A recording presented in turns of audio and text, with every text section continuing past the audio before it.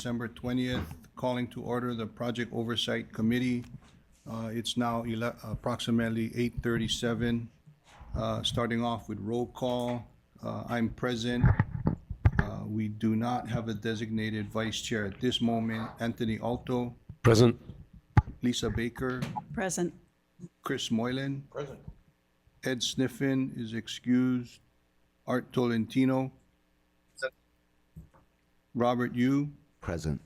and I also want to note the presence of non-voting members, Chair Colleen Hanabusa, Natalie Iwasa online, Joe O'Donnell online, and Joe? let's see, anybody else? No. And also noting that voting member Art Tolentino is attending via online. Moving on to agenda item number 2, public testimony. Do we have anybody present or online that would like to provide testimony on any agenda items? Seeing none, moving on to agenda item number 3, approval of video summary of the November 15th, 2024 Project Oversight Committee meeting. Can I get a motion for approval? So, Chair. Second? I'll second. It's been motioned and seconded. Is there any discussion on the video summary? No discussion. Are there any objections? Seeing none, the motion is approved. Moving on to agenda item number 4, eminent domain. Krista, I know we have a number of resolutions to review. I think there's 7 total. And I believe they're all with the same parties, the same owners. You're gonna put them all together, or are we gonna take them individually, or? I have one presentation regarding the condemnations, but then I believe that you have to do a separate, because we're asking for approval, they would need to be taken individually as resolutions. Okay. Sounds good. You have the floor. Thank you. This is a request for approval to notify City Council of Hart's intent to acquire property by eminent domain. The owner is Kamehameha Schools estate, Bernice Bishop, the trustees of multiple trustees. Next page. Resolution numbers, I don't know, do you need me to read all of them? Resolutions 2024-22 through 2024-28. Various TMKs and addresses, we'll go through them individually on the next few slides. This is an overall property view that shows all of the properties. They're all along Dillingham, and it is the frontage, for the most part, of the properties where the guideway, where the Mauka Shift is. And so the guideway actually is no longer down the center of Dillingham, it shifts Mauka, and part of the guideway structure itself is on or going above their properties. So there's a guideway easement that's needed along all of that property that's in yellow. There's 2 columns that are on their property, and those are cut out in fee, and we'll talk about that individually when we go parcel by parcel. The cayenne colored property is HECO easements that are also needed on the property. So the primary need has to do with guideway, but there's also a HECO element on the cayenne areas. You mean cyan, the bluish green? Sure, yes, Open magnified. sorry, I do. Midwest. Can we call it turquoise? Okay, next page, please. Starting with the Dillingham Business Center, this property has an easement of approximately 105 square feet. It's for electrical purposes where there's going to be installation of a transformer, protective bollards, and then HECO would also have access to the facilities. I'll just go through all of them, and if there's questions, we can come back. Next slide, Waikimilo Shopping Center. So this is where the McDonald's is on the corner, and the acquisition is a fee take, which means we would have all of the right to that small area of property, 187 square feet. A column is going to be on that property.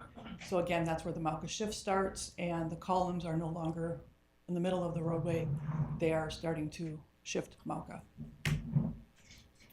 Next slide. This easement is 700 square feet, and it's for guideway purposes. So the guideway will encroach on the property. Approximately 27 feet above ground would be the base of the guideway. Kamehameha Schools would still have the right to the surface there. They'd be able to pull in, drive in, park, do the things that they are doing right now. Next slide, please. Moving down to Max Motors. This easement is 2,561 square feet. Again, it goes over the frontage of the property. It's above ground where the guideway will run. There's a small portion that's carved out that's 376 square feet. That's where another column will go, and that portion needs to be in fee. So when we began conversations with Kamehameha Schools, we discussed keeping all of it easements, but where the concrete was actually going to be in the ground, they requested that we do a fee acquisition. And that just means that we have all of the ownership rights, they don't. Next page, please. Siam Cafe. Here we've got a dual purpose, so the easement for Hart is 4,026 square feet. That's for the guideway, again, going over the aerial part of the property. There's also going to be a HECO easement of 3,035 square feet. So Hart deeds rights to that area to construct the utility infrastructure, but eventually it will be assigned to HECO, where they would have long-term maintenance and operations of the facilities. And that is below ground for the most part. There happens to be one area where there is a transformer, but otherwise most of the rights are below ground. Next slide. Kapalama Shopping Center. The Hart guideway easement is 6,609 square feet. The easement for HECO is 4,809 square feet. This is all underground, and this is where the 138 kV line is undergrounded there. And on the next page, Excellent Auto. The Hart easement is 4,253 square feet. The easement that will eventually be assigned to HECO is 4,763 square feet. So most of the HECO easements are overlapping and underground, undersurface, where the Hart need is, for the most part, above ground. We do need access to service the guideway, so we do have rights to the distance between the ground up to the guideway for access and maintenance purposes. Any questions about any of those properties? Chris? Okay. What's the reason for the Mauka shift? All these eminent domains be unnecessary if it can run down the middle of Dillingham? You're all laughing Do you want because me to- obviously you know the answer, Yeah. but. I'll let Lori answer that. Several years. So if you go down Dillingham, there's 138, 48, 12, 46, 12 kV lines going all the way down both sides. So by shifting it, we don't have to underground the Mackay side. There's enough space between the HECO lines and the guideway. So that saved us millions of dollars to not have to underground that side. So that was the main reason. Okay, Yeah. thank you. You're welcome. Sorry, I didn't mean to, it wasn't about you, Chris. It was the fact this has been going on so long. I'm sure it has, and eventually my beginner questions will fade out exponentially.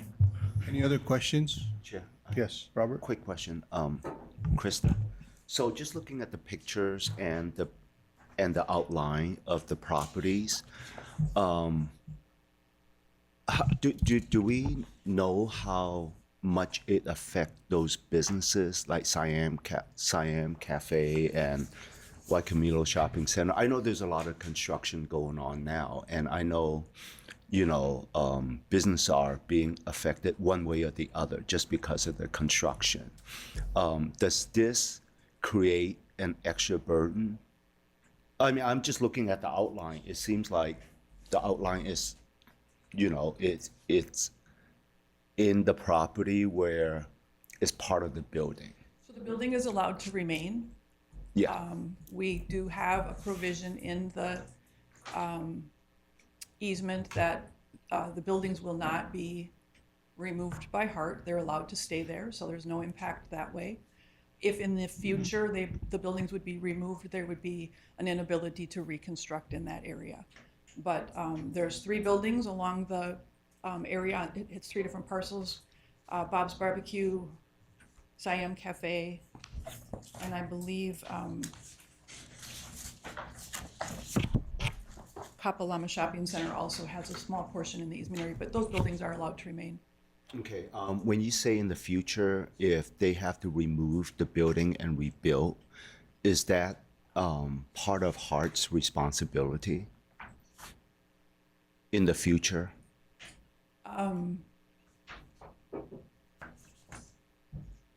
So that may be a negotiated term, and possibly if we do go into executive session, we could maybe discuss that a little bit more. Yeah, I don't know whether we need to go into executive session. One last thing, when you say it may be in the negotiated terms, you mean in the current negotiation or a negotiation sometime in the future? It would, whatever is decided would need to be done now, and we would renegotiate it later on. It would be done before we finalize the transaction through either condemnation or settlement. Okay, thank you. Any other questions? Yeah, just piggybacking on Robert's question, specifically on Siam Cafe. The only one that looks like construction is actually going to occur where there's a bit of built property. If you look at the right-hand side of that envelope, and then you look at the easement that HECO wants, it definitely extends over that roof sort of overhang. Is there buildings under that, or is that kind of an overhang? It's not going to disrupt the building itself? They don't have So to. the HECO easement does not impact the building at all. The Okay. Hart easement goes over the building. They're able to construct with the building remaining there, so they will build over. Okay. And the height of the guideway is such that it will not, like, the building will be able to remain. So I'm looking at that right-hand cyan trench, which is HECO rather than us, or maybe it's both of us.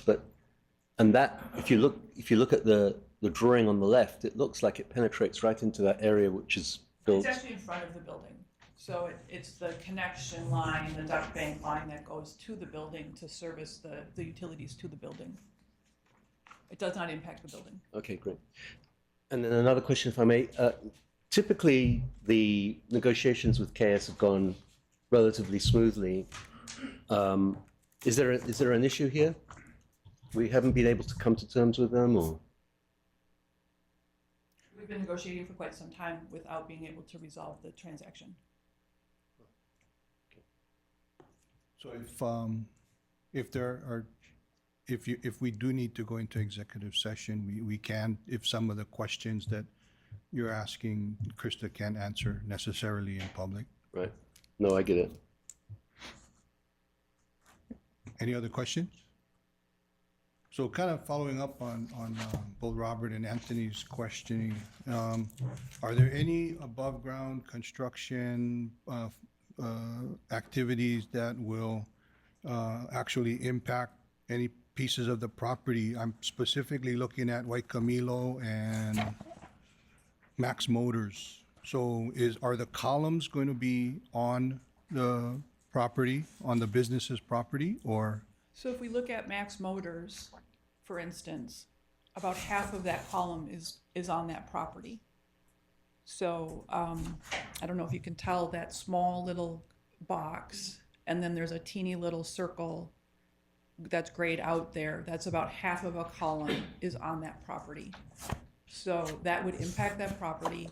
And I believe there's a loss of maybe 2 parking spaces, if I remember correctly. Well, I guess maybe 3 or 4, and that's all been considered with the appraisal that was done on the property. And what about Max Motors, or I'm sorry, White Camilo? So this the same thing. There's a portion of the So that's the column. column on the property, and we did take into consideration the use of the property, and the drive-through is there, and pulled it as far forward as we possibly could to reduce the impacts as much as possible. Okay, and on Kapalama Shopping Center, the undergrounding, is that gonna be on the sidewalk, or is that gonna be on the property itself? Is that gonna be where the parking stalls are currently? It will be under the parking stalls But it'll disrupt for, during the time of during the construction. time it of may. construction? Yes. Yeah. Okay.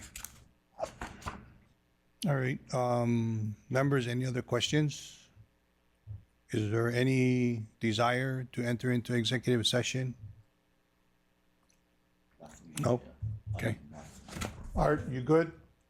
There's a few general bullet points. I don't know, Kika, if you want me to finish with the presentation. Oh, I'm sorry. or- Go ahead. They're very general, but just, Let me just, Art, you got any questions, Art?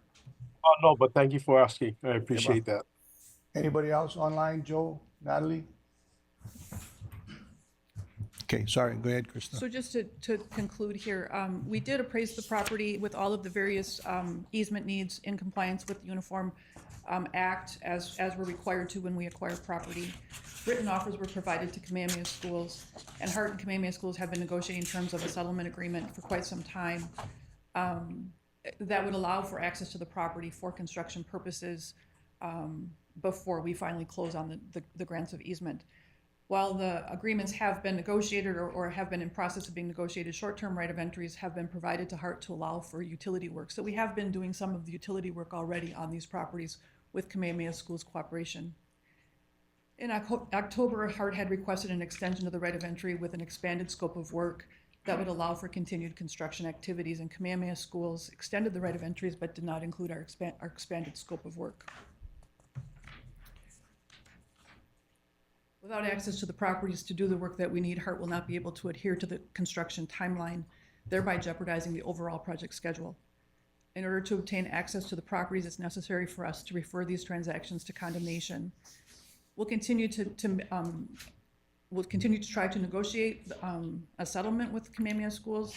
That's always our goal, even once we do start this approval process. Some of the easement rights will be assigned to HECO once the condemnation has been completed. So we talked about those easements. So just to talk a little bit about the eminent domain approval process for those that aren't aware, we do start here today with approval to notify the city council. We have to notify the city council and give them 45 days to either request a hearing or to object to our use of eminent domain. And if they take no action during that 45 days, then I will come back and ask for actual approval to file the condemnation. So this isn't approval to file, it's just approval to notify the city council. Thank you. Members, any other questions? Do we have anybody? Oh, I'm sorry. Go ahead, Lisa. Because I don't know enough about the eminent domain process, have we had city council turn us down in the past? No, not that I'm aware of. Okay. I am aware that there's been sometimes in the past where they had asked for hearings, but I'm not aware of any that were Denied? denied, but I also don't have personal knowledge on Right, every transaction. just in your time? In my Okay, time, no. Thank you.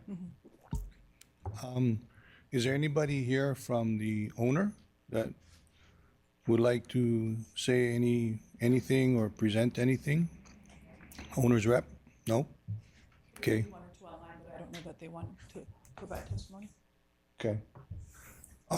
So just for the members, as I understand it, and please somebody correct me if I'm wrong, but if we do approve this out of this committee, then it's gonna go on to the full board for further discussion and approval. I believe it's on the agenda today. So it is gonna be heard at least once more today, if we move it out of committee. And you're saying that I need to take these one by one? Cindy? One by one? Yes. Okay. So if there's no further questions and or discussion, Chair, I'd like to move that we adopt Resolution 2024-22. thank you. Thank you. We have a motion and a second to adopt Resolution 2024-22. Is there any objections? Art? Okay, seeing none, motion is approved. Item number 4B, Resolution 2024-23. Chair, I'd like to propose that we adopt Resolution 2024-23. Is there a second? Yes. Thank you. There's a motion and a second to adopt Resolution 2024-23. Is there any objection? Seeing none, motion passed. Item 4C, Resolution 2024-24. Chair, I move that we adopt Resolution 2024-24. Second? There's a motion and a second to adopt Resolution 2024-24. Are there any objections? Seeing none, motion passed. Chair, Yes. could I just clarify that the motion should be that you recommend adoption to the full board? I thought I mentioned that in the beginning. Yeah, That I'm just this- clarifying because that's. Right. I mean, I thought that's what I had mentioned as a blanket, that once it goes through here, it's gonna go on to the full board for further review and adoption. Thank you. So, we're on item number 4D, asking for approval in this committee for resolution 2024-25 to move on to the full board for further review. Chair, I so move. Thank you. There's a motion and a second. Is there any objections? Seeing none, motion is approved. Item 4E, Resolution 2024-26. Chair, I propose that we adopt this resolution to be passed on to the full board for consideration. That's Resolution 2024-26. Thank you. There's a motion and a second. Any objections? The motion has been approved. Item 4F, Resolution 2024-27. Chair, I move that we adopt Resolution 2024-27 to be passed on to the full board for adoption. There's been a motion and a second. Are there any objections? Motion is approved. And the last one, item number 4G, Resolution 2024-28. Chair, I propose that we adopt Resolution 2024-28 to be passed on to the full board for consideration. Thank you. There's a motion and a second. Any objections? The motion has been approved. Thank you. That was rather painless. Item number 5, October monthly progress report, Vance and Corey. Thanks, Chris.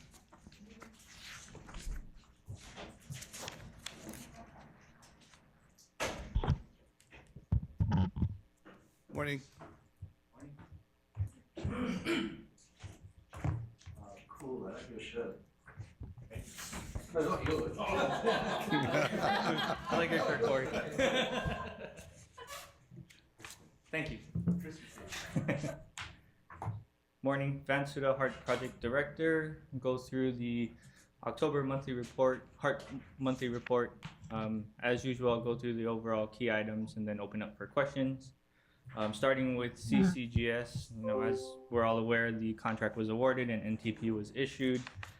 We've held kickoff meetings with the contractor last month and continue with task force meetings with the contractor, going over each package. So basically, MOT packages, structures package, and just kind of talk through, the designs, next steps, and how we get through the design process and approvals and whatnot. So those are all ongoing with the tutor team and our team, and really good feedback from not just our team, but tutor team as well. They've informed us, that the teams are working really well together. They understand the importance of collaboration and the urgency of making decisions. So that's all ongoing currently. the initial submittals. They've done some of the preliminary submittals, plans, procedures, and whatnot have been submitted and under review with our team. The initial draft, or say really rough draft schedule was submitted and our team had reviewed. Nothing major there. We're still waiting for the formal submittal to be received and reviewed, and then we can provide further details on that. Moving on to CCR4. So the 3 micro tunnels that go underneath the Kapalama Canal, those are all complete. If you've seen photos, and we can share some photos next time, those big 4-foot tunnels under the canal, really amazing how quickly they got that done and completed that in a timely manner. Final inspections of some HECO infrastructure in 1A. This is where Marukai is on Dillingham all the way to Pu'uhale. That's ongoing currently with HECO and our team. There, some of the 138 kV risers are being put in. So kind of jumping ahead, CCR4E, they finished 4 of the 138 kV foundations. These are the big foundations for those big 138 kV poles. So once the pole is done, the risers need to be put in. So CCR4 is putting those risers in, and continued good coordination between the team, not just with us and CCR4, but 4E. There's a lot of intricacies between the contractors and us to ensure these details are worked out and coordinated properly, like the foundations and these risers that need to go in. So once 4E is done with the foundation, then 4 needs to come back, put in these risers, coordinate timing, schedule, and everything else, access. So they're coordinating very well between those 2 contractors, and they've got a long relationship until 138 kV and all 4E is completed. In regards to wood poles, 4E contractor, they've installed 40 out of the 57, so making really good progress there. And then we continue to work with HECO on the cutover for the 138 kV. This is a big song and dance that needs to be done with HECO and our contractors. A lot of the shutdowns and cutovers with HECO, you need to schedule a year in advance. So ensuring that our schedule, 4E's schedule all aligns and we can coordinate that. I think last time we talked about the 4E schedule pushing out 2 months due to some long lead wires or cables that were being delivered. So kind of working through the delivery of that cable, timing of when that cable will be installed, and timing of when the cutover is going to occur between what's overhead and what will be underground. The manufacturer of the wires, Southwire, they'll be here on island in January, and we'll have some discussions with them as to they have to perform some of the work for that 138 kV. So we're discussing with them on how we can mitigate some of that 2-month delay, whether it's acceleration, working multiple shifts or whatever it may be. We're gonna have that discussion in January timeframe and see how we can pull back those 2 months if possible. Moving on to CCR3, contractor continues to make progress there. The intersection traffic signal, streetlights, they're continuing work there. They're gearing up to cut over those new traffic signals, probably early January timeframe. There's 3 of them that are being prepared and getting ready for that. AIS work, so the archaeological inventory survey work along Halekawila, they continue to make progress there. They've completed 16 out of the 22 locations. There's a few of them where we have right of entry issues that we're working through. So they only have access to 19 at the moment, but they continue to make progress there. There's a water line that's actually in one of the locations of the AIS, and they need to relocate that water line before they do all the AIS work. And it's very sensitive in terms of how that work can be done and should be done before the AIS work. So they continue to progress there. I think last time we mentioned, or a few months ago, impacts the overall schedule. They kicked out to February of next year. Based on recent progress updates, we see impacts that could push to April, May timeframe, say end of April timeframe. We're working with the contractor to see what can be done to pull that back. They're really struggling with completing the work and then looking at the follow-on work for all the repaving through the areas. Right now, crew size and the time frame to get the work done pushes them out to that April time frame. But we've had elevated discussions, Lori, Matt, with Coluccio Franco himself, to see what can be done to get that work done and get out of here. The real major push is to get CCUR3 out of the laydown yards that they're currently using. We have access requirements for Tudor for them to start mobilizing and taking over those yards, storing equipment, and occupying those spaces. And working with Coluccio, we're pushing them to get out of the yards. That way Tudor can start mobilizing, and working with Tudor as to, what is your real need by date for those yards? Do you need it tomorrow? Are you gonna start mobilizing tomorrow, or is it 2-3 months from now? And how we can coordinate, whether we shrink down Coluccio's size to, a small corner in the yard, and then Tudor can start taking over majority of the space. And these are various yards throughout the alignment. So we're working with Coluccio on that. I hear that they may be giving up a few yards as of today, but still ongoing coordination and working through that.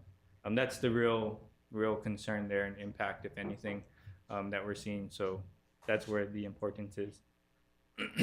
Moving on to segment 2, so STG, they continue to close out punch list items. They're pushing for airport interim substantial completion for that station. The station itself is 99% complete. I think they only have 14 punch list items left there. At the other stations, very minimal punch list items. Like Pearl Harbor, there's only 4. We are looking at scheduling a tentative walkthrough with DTS just to start the handover process with DTS in January. Contractors looking at Pearl Harbor being all punched out and completed at that point in time. So we're planning for that. Testing is ongoing with Hitachi. They continue to make really good progress in terms of testing. All the installation work is complete. Now it's just testing. We actually took a train ride earlier this week. Phenomenal, ride. Very smooth. They've done a very good job in terms of, getting everything tested and ready. We did ride it in auto mode, so, stopping at every station. We went from Pearl Harbor all the way to Middle Street and back. Still need to do testing and on adjustments as to stopping and things like that, but it's amazing to see that section to be in auto mode at this point in time. They've got a lot of testing to continue. So in January, they're going to do what we've called the cutover. So they'll migrate some of the subsystems like comms from the temporary OCC to segment 1 and segment 2 together. So really big milestone there for getting that portion of the testing started. There's a lot of testing to follow on from that, configuration of cameras, speakers, all the devices and everything, talking thousands of cameras and speakers throughout the alignment. So they'll be working through that early next year by, say, June timeframe.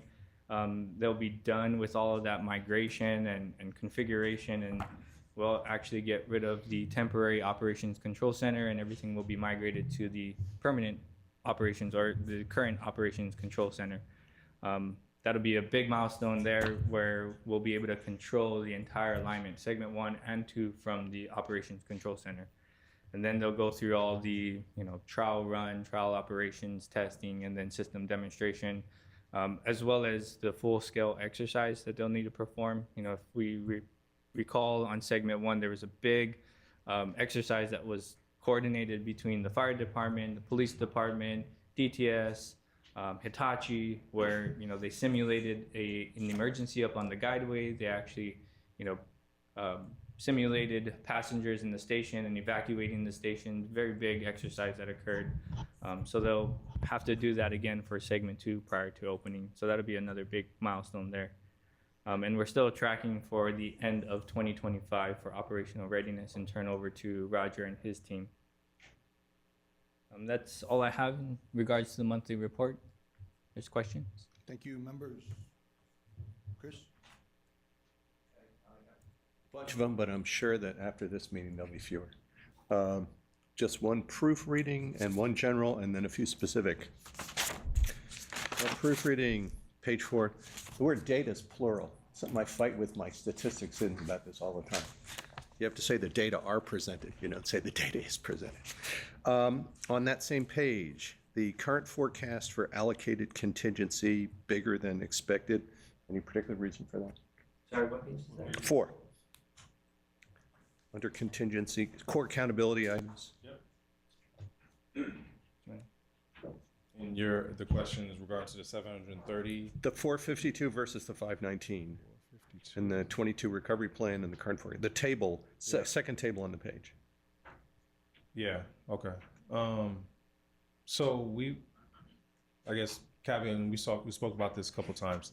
There's a new EAC in development. We're waiting on some approval from FTA to produce that. So the numbers you see here are based on a recovery plan. This is prior to awarding CCGS.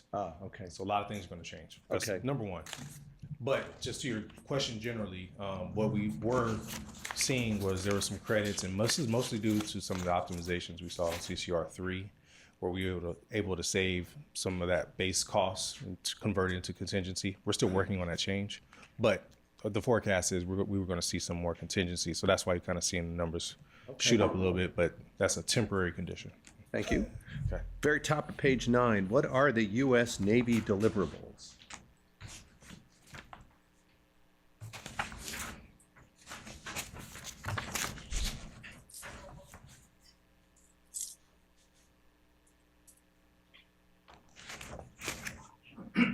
Very first bullet and very top of the page. This is in regards to the programmatic agreement that we have. You know, when we did the initial environmental impact study, we came out with a list of mitigations that need to be completed. I'd have to go back to look at this specific one. If I don't quote me on this top of my head, the U.S. Navy Pearl Harbor base area, there's some historical properties there that we would need to nominate for the National Register. I'll go back and double check just to make sure. Hey, thanks, that's helpful. Next page, page 10, activities this month under design. Designs are on hold until further notice. Why is that?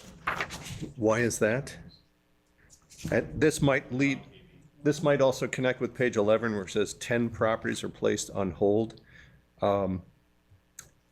If this is purchase or eminent domain, isn't it cheaper to do it as soon as you possibly can rather than put it on hold? Yeah, so your first question in terms of the 138 kV utility relocation on Cam Highway, that was a project that was deferred. So if we recall, our realignment of the EAC that Corey mentioned earlier, we're deferring this project outside of the FFGA scope due to the funds being relocated for the CCGS contract. So all the design and everything, we're just putting that on the shelf for now, and we're tabling that for further assessment once we have the funds for that. In terms of the other Property acquisition. property acquisition, Where it says so- 10 properties are on hold. yeah, any property that we've already started the process for that 138 kV underground relocation, we're continuing because of the funds we've already spent for that, and there's no sense stopping it now. Everything that hasn't started, we're gonna just put on hold for now. Okay, that makes perfect sense, thank you. Now I go to 16, let's see. If you had to give a sentence as to why this piece is almost 5 years behind, what would the main thing that caused that be? This is the Core Systems contract. Yes. So Core Systems contract, the original inception of the project, everything was supposed to be done many years ago, Right. the entire project. Right. And this was one of the contracts that were part of the original scope of the project. They installed the, comms, SCADA, train control from start to finish. So fortunately, they're here for the long haul. They're not going to complete until all the civil construction is complete and the whole project's turned over. So that's the reason for the entire delay for the contract. We haven't issued a change order yet that brings segment 3 from 2025 to 2031. That still needs to be negotiated and discussed with the Core Systems contractor. Okay. Page 24, we have the airport station complete December 2024, but not marked complete. Is that what you were referring to earlier, that it's 99% complete, it's just about there? There's a couple, yeah, the airport station, there's a couple of issues that SDG needs to close out before we actually issue that interim substantial completion. Okay, and the next page, the little time histogram there, where we have early plan, late plan, and actual. And actual is like way behind the late plan. Can you explain that one a little for me? Are you looking at CCR 3, is that page 25? Yes. Yeah, so yeah, that's one that we've been talking about for a few months now.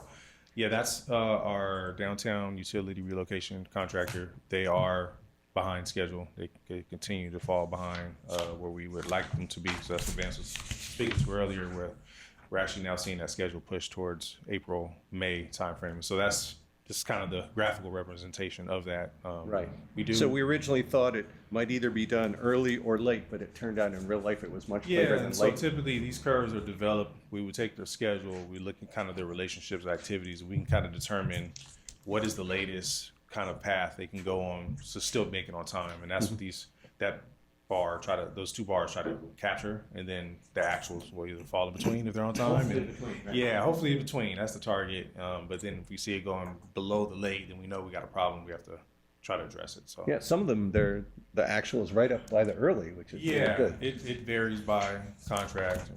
Okay. And then the next page, 26, where we have stuff that was supposed to be completed November, December, is that the same reason? Yes. Okay. Yeah, you seeing those chevrons. Right. Yeah, we should have, that stuff will likely push out from the next report. About how far do you think? If I'm looking at it, HTI, OTW, that one actually might be close to complete. I have to double check. HECO and traffic signal, that's going to be early next year. So the next two milestones will be more January, February. Thank you. And then I thought you had just reported about micro-tunneling, page 28. There's another chevron, as you put it, for this month that isn't done yet. Is it like almost done? Yep, the microtunneling is done. That's what you were talking about before? Yeah. Okay, great, perfect. 30, there's another little chevron of something that's supposed to have been done in November 24. The long lead schedule confirmed. What's our status on that?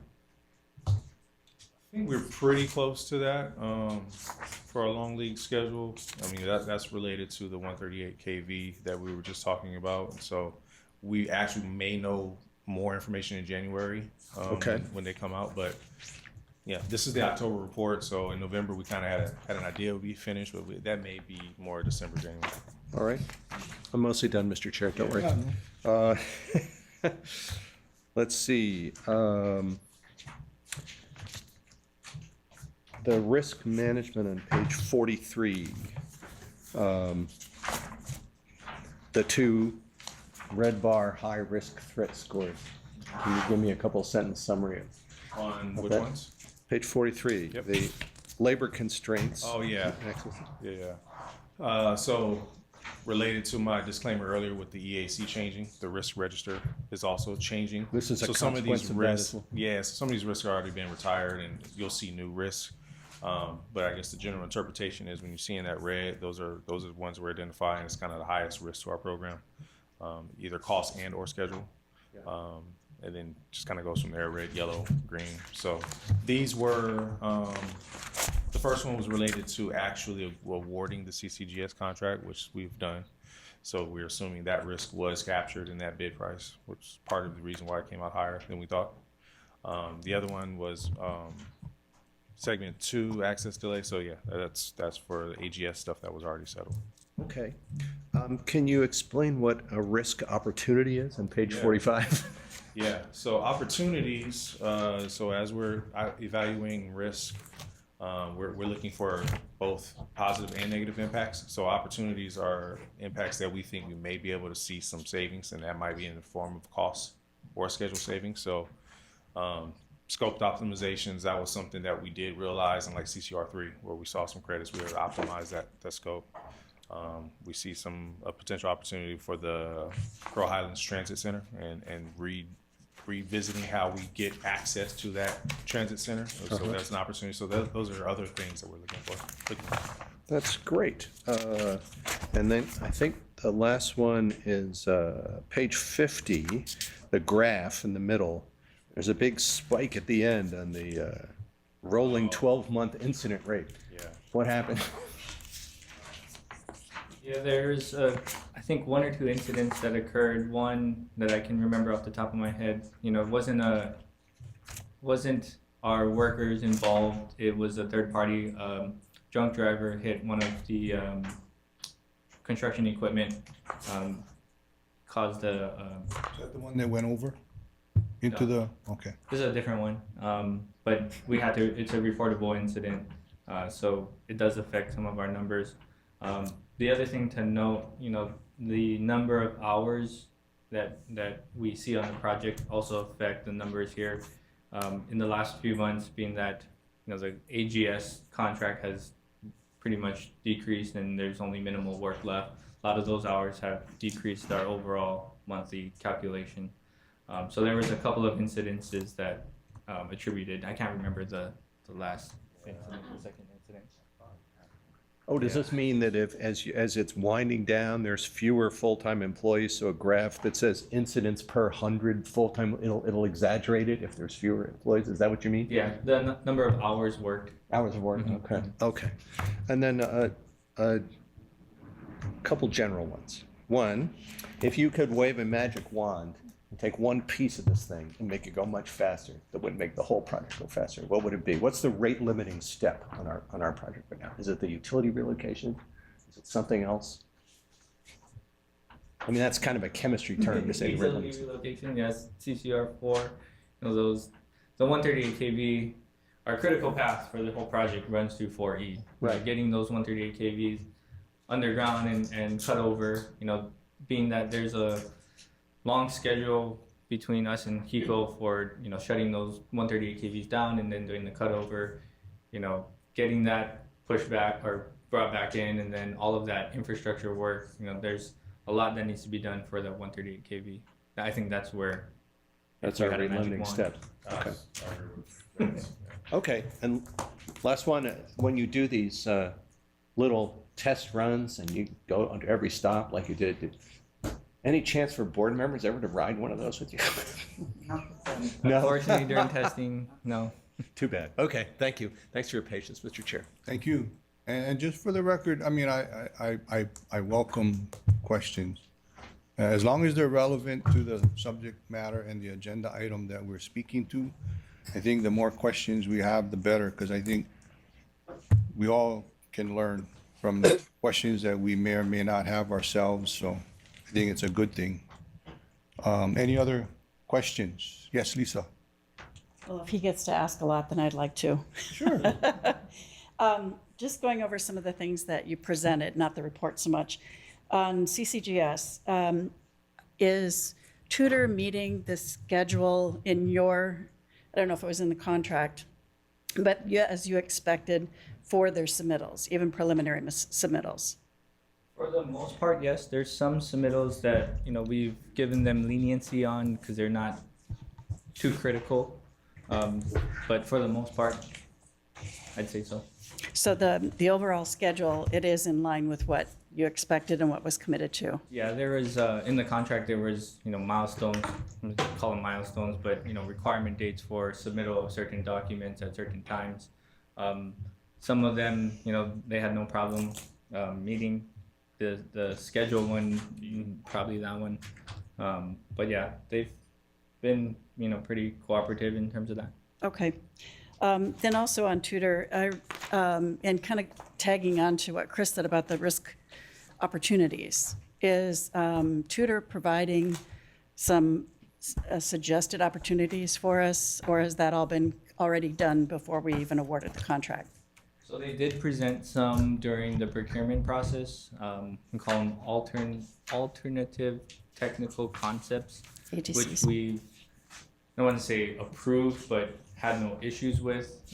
As they go through their design, they'll propose those concepts again, and then we'll go through the formal review and approval process. They do have some thoughts and ideas in mind that they are sharing with us prior to really going into design, and we've been reviewing as a team internally, as well as preliminary discussions with stakeholders, especially Roger and his team, to make sure they agree with it before Tutor really deep dives into analyzing whether or not it's feasible. But yes, they are looking at options and taking their past experience. And I'm not familiar with the contract, but do we share in the financial or schedule? Well, obviously the schedule, well, no, actually both, financial and schedule opportunities if they result in less cost or less time? Yeah. Okay, good. So the 138 cutover, you said there's a 1-year lead on, is that or scheduling that with HECO and doing all of that with the properties and everybody affected? And if so, what is our projected date for the 138 cutover with that 1-year lead built in? Just even a ballpark. Yeah, so that was planned for, I believe it was around February of 26, and now we're looking at early summer, May, June timeframe for that cutover. Okay, And we're going to need some leniency from ECO as we narrow that date down and make sure we can that can stay. They can hold that and support that. that's the big negotiations. Yes. I looked at Lori, just for the record. Okay, so then thank you. As far as the Tutor Perini access to the laydown yard, you said there were multiple laydown yards. Does Hart have ownership of those yards? And I know there was an issue on the first segment for hazmat issues with shared laydown yards. Is that an issue with Coluccio also? No, Or we were doing. Stantec, or I mean, not Stantec, SDG? No, we were doing some research in terms of that. I think a lot of any permits that are in either contractor's name would have to be transferred over, and then the contractor taking over would assume responsibility for that site. Okay. But yeah, anything that's hazmat obviously gets tested and then removed, follows the process that's required. And it helps that we own the properties. Yeah, okay. All right. I think you kind of answered the question I had about AGS on getting to hand off to DTS through public open and trial. That's all scheduled for like early 2026? Or handover? Yeah, complete handover where public's writing it. No, end of 2025. End of 2025, okay. Got it. That's all I have. Thank you. Thank you, Lisa. Anybody else? Anthony? Thanks, Chair. Just to go back to the issue that I think you're most concerned about, which is CCUR3 and CCUR4E. You're talking about a 2-month hit to our critical path. Basically, as far as I'm concerned, the elephant in the room is what chance do we have of making up those 2 months? And I'm sure you're working really hard on that. What's your feeling on that? I think there's opportunity there. When Southwire gets here in January, we'll have a discussion with them, whether or not they can accelerate or, work around the current schedule to improve their schedule. And then, as Corey mentioned, the discussions between ourselves, specifically Lori, and HECO on how we can phase the 138 kV to save some time there. So you think there is room to catch up some of that lost time? Possibly. I think the other thing is we're coordinating as much as we can, being transparent with Tutor, letting them know our construction challenges so to see where their sequencing may change and help us out. Right. Well, and obviously keeping the public informed as well, because everybody's got their eyes focused on that target date. The other question, Chair, is Medini, when I keep asking Laurie about the STG liquidated damages, because I'm hoping we could get some money. They were supposed to close out, if I remember, in February. So we're nearly a year behind there. Are we likely to see some liquidated damages out of it? Start those discussions. Our main priority is Get them out. done and out, yeah. Yes. Thanks, Chair, that's it. Good, you're welcome. Any other questions? Robert? I'm good. Nope. Roger? Not a member. Oh, okay, that's right. Art, You have any questions, brother? Thank you, appreciate it. I just had a couple, and this one, the first one is kind of a little bit minor, but on your overall key items, I think it's the 1, 2, 3, 4, fifth bullet point down. TS, I'm assuming that's traffic signal, Yes. and SL is Street light. street light. Okay, thank you very much. And then for the and this is more or less for the contractor for the CCGS, but in general, the Rail Transit Stabilization Agreement, have they signed the letter of assent? I'm not sure. We did bring it up with them that, you know, it's a requirement. We can double check. Okay, can we? We'll check that, Kika. Yeah. Plus, also the unions want to have that pre-meeting with them. So Joey is going to be scheduling that with them, probably beginning of the year. Can we put that as a follow-up item for next session, next committee meeting?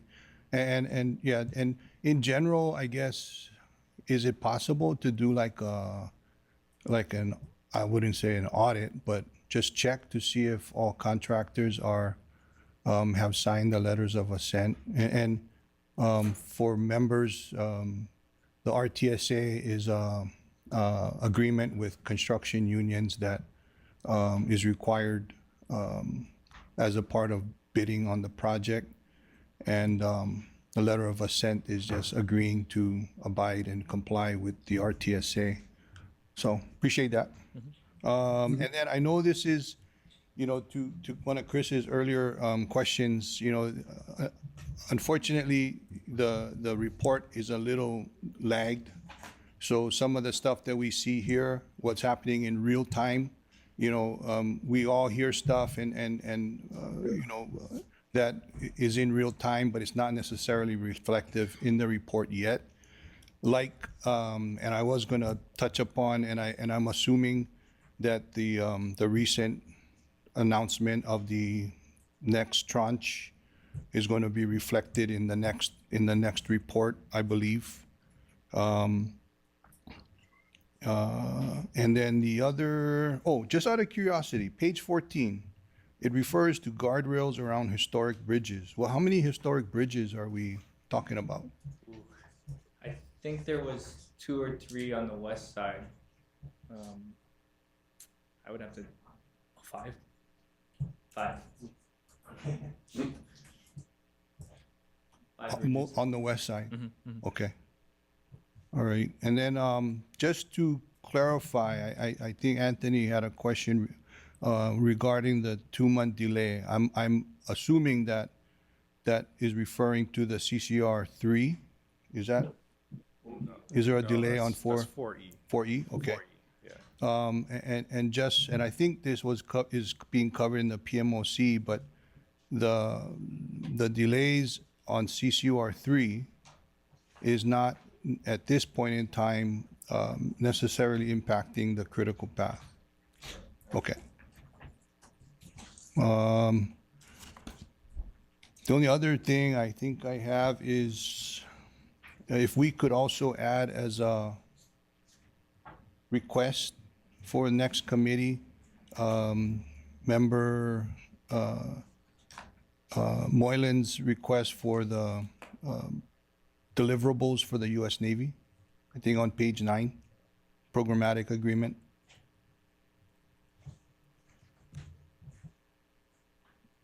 Chair, do you have any question? No. Okay, if there are no other questions. Chair, Yes. yes, I have thank you. Yes, I have a couple questions or comments actually. Going back to page 4, the core accountability items, I just wanted to note, so with respect to what has not been incurred, if we just take the difference between the 9.1 billion and the 5.7 billion, we have about $3.4 billion left to incur, and that's excluding the finance charges. And then a total of 71% of contracts have been awarded and only 56% of construction physically completed. I just wanted to make note of this because, as you know, I've been very concerned about internal controls and the lack of having any type of fraud policy or the internal audit function being delayed and potentially not even being funded beyond this year. So just wanted to make note of that. And then if we could, on the total contracts awarded, it's only 71%. So I would have expected that to be a little higher at this point. So, and I realize this is as of October, but can somebody explain what is left to award out of that generally? I believe as of October, we still had some most significant ones, probably the Pro Transit Center, which is going to be roughly over $200 million. I'm sorry. There's also some construction, some other on-call 5 hadn't been awarded at this time, so we'll see that one soon. That might come December report, but on-call 5 was one. And then there are park and ride lots on the west side that still need to be awarded. Those could be up to about combined $60 million. Waipahu Makai entrance is another one. So there's still some work out there remaining. So the Pearl Highlands, isn't that one of the deferred projects? No. The transit center is still on in our scope to complete. What was deferred was the 138 kV on the west side, the KHG portion, and then the DVCs. So it's another HECO related item related to voltage fluctuations. Okay, thank you, Chair. And then the garage for the transit center, but I think that was already part of the recovery plan. That was already taken out. Yeah, the garage is not included in this, Yeah, correct? the garage is not included. Okay, great. Thank you for that clarification. Thank you, Chair. You're welcome. Chair. Yes. If I can answer Board Member Moylan's question in terms of Pearl Harbor. So in the programmatic agreement, we were to update the Pearl Harbor National Historic Landmark nomination, being that our station is adjacent to the Pearl Harbor Naval Base area, and there's potential impacts to the historic property. We are tasked to update the National Historic Landmark nomination for Pearl Harbor itself, and then also the SINPAC headquarters National Historic Landmark nomination. So those are the two things that we need to do for the U.S. Navy. Is that good, Chris? Is that good? Yeah, so the National Historic Landmark, this is, any historic landmark gets, recognized and put into this register. Pearl Harbor is currently in that register. We have to update it with the Navy's approval, of course. We do all the documentation and everything and turn it over to the Navy, and the Navy would take that and submit it to the parks, national parks.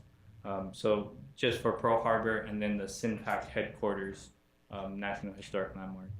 So then the U.S. Navy deliverables, it was from us to the Navy. Mm-hmm, mm-hmm. Okay. You good? Yeah. Okay, so we can take that one off, I guess, as a future to do. Okay. Anybody else online? Brother Joe? Yeah, Kika, can we get identification of Tudor's specialty subcontractors? Okay. Lori, you want a subcontractor list? Okay, thanks, Joe. Thank you. Anything else? Nope.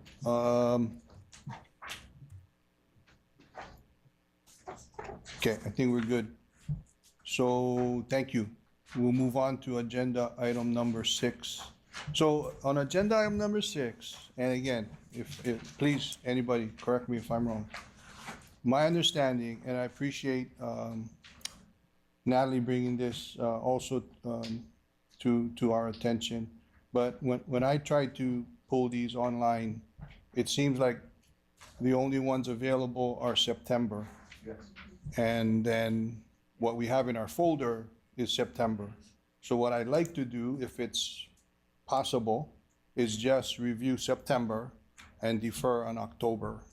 that is agendized. It's September and October on the agenda, but if we could just do September and then defer on October, if that's okay. We want to clarify it was provided, though. So Okay. the FTA did provide it to us. Okay. All right, No. okay. Do we need a motion? I don't think so. I'll just defer October, and then we'll focus on September, which is what we all had to review in any case. Okay, with that said, Vance and Corey, excuse me, wait, sorry. Before we do that, is there anybody in the audience or online that would like to testify on this agenda item? Seeing none? Okay, thank you. Chad, if you can go to page 4.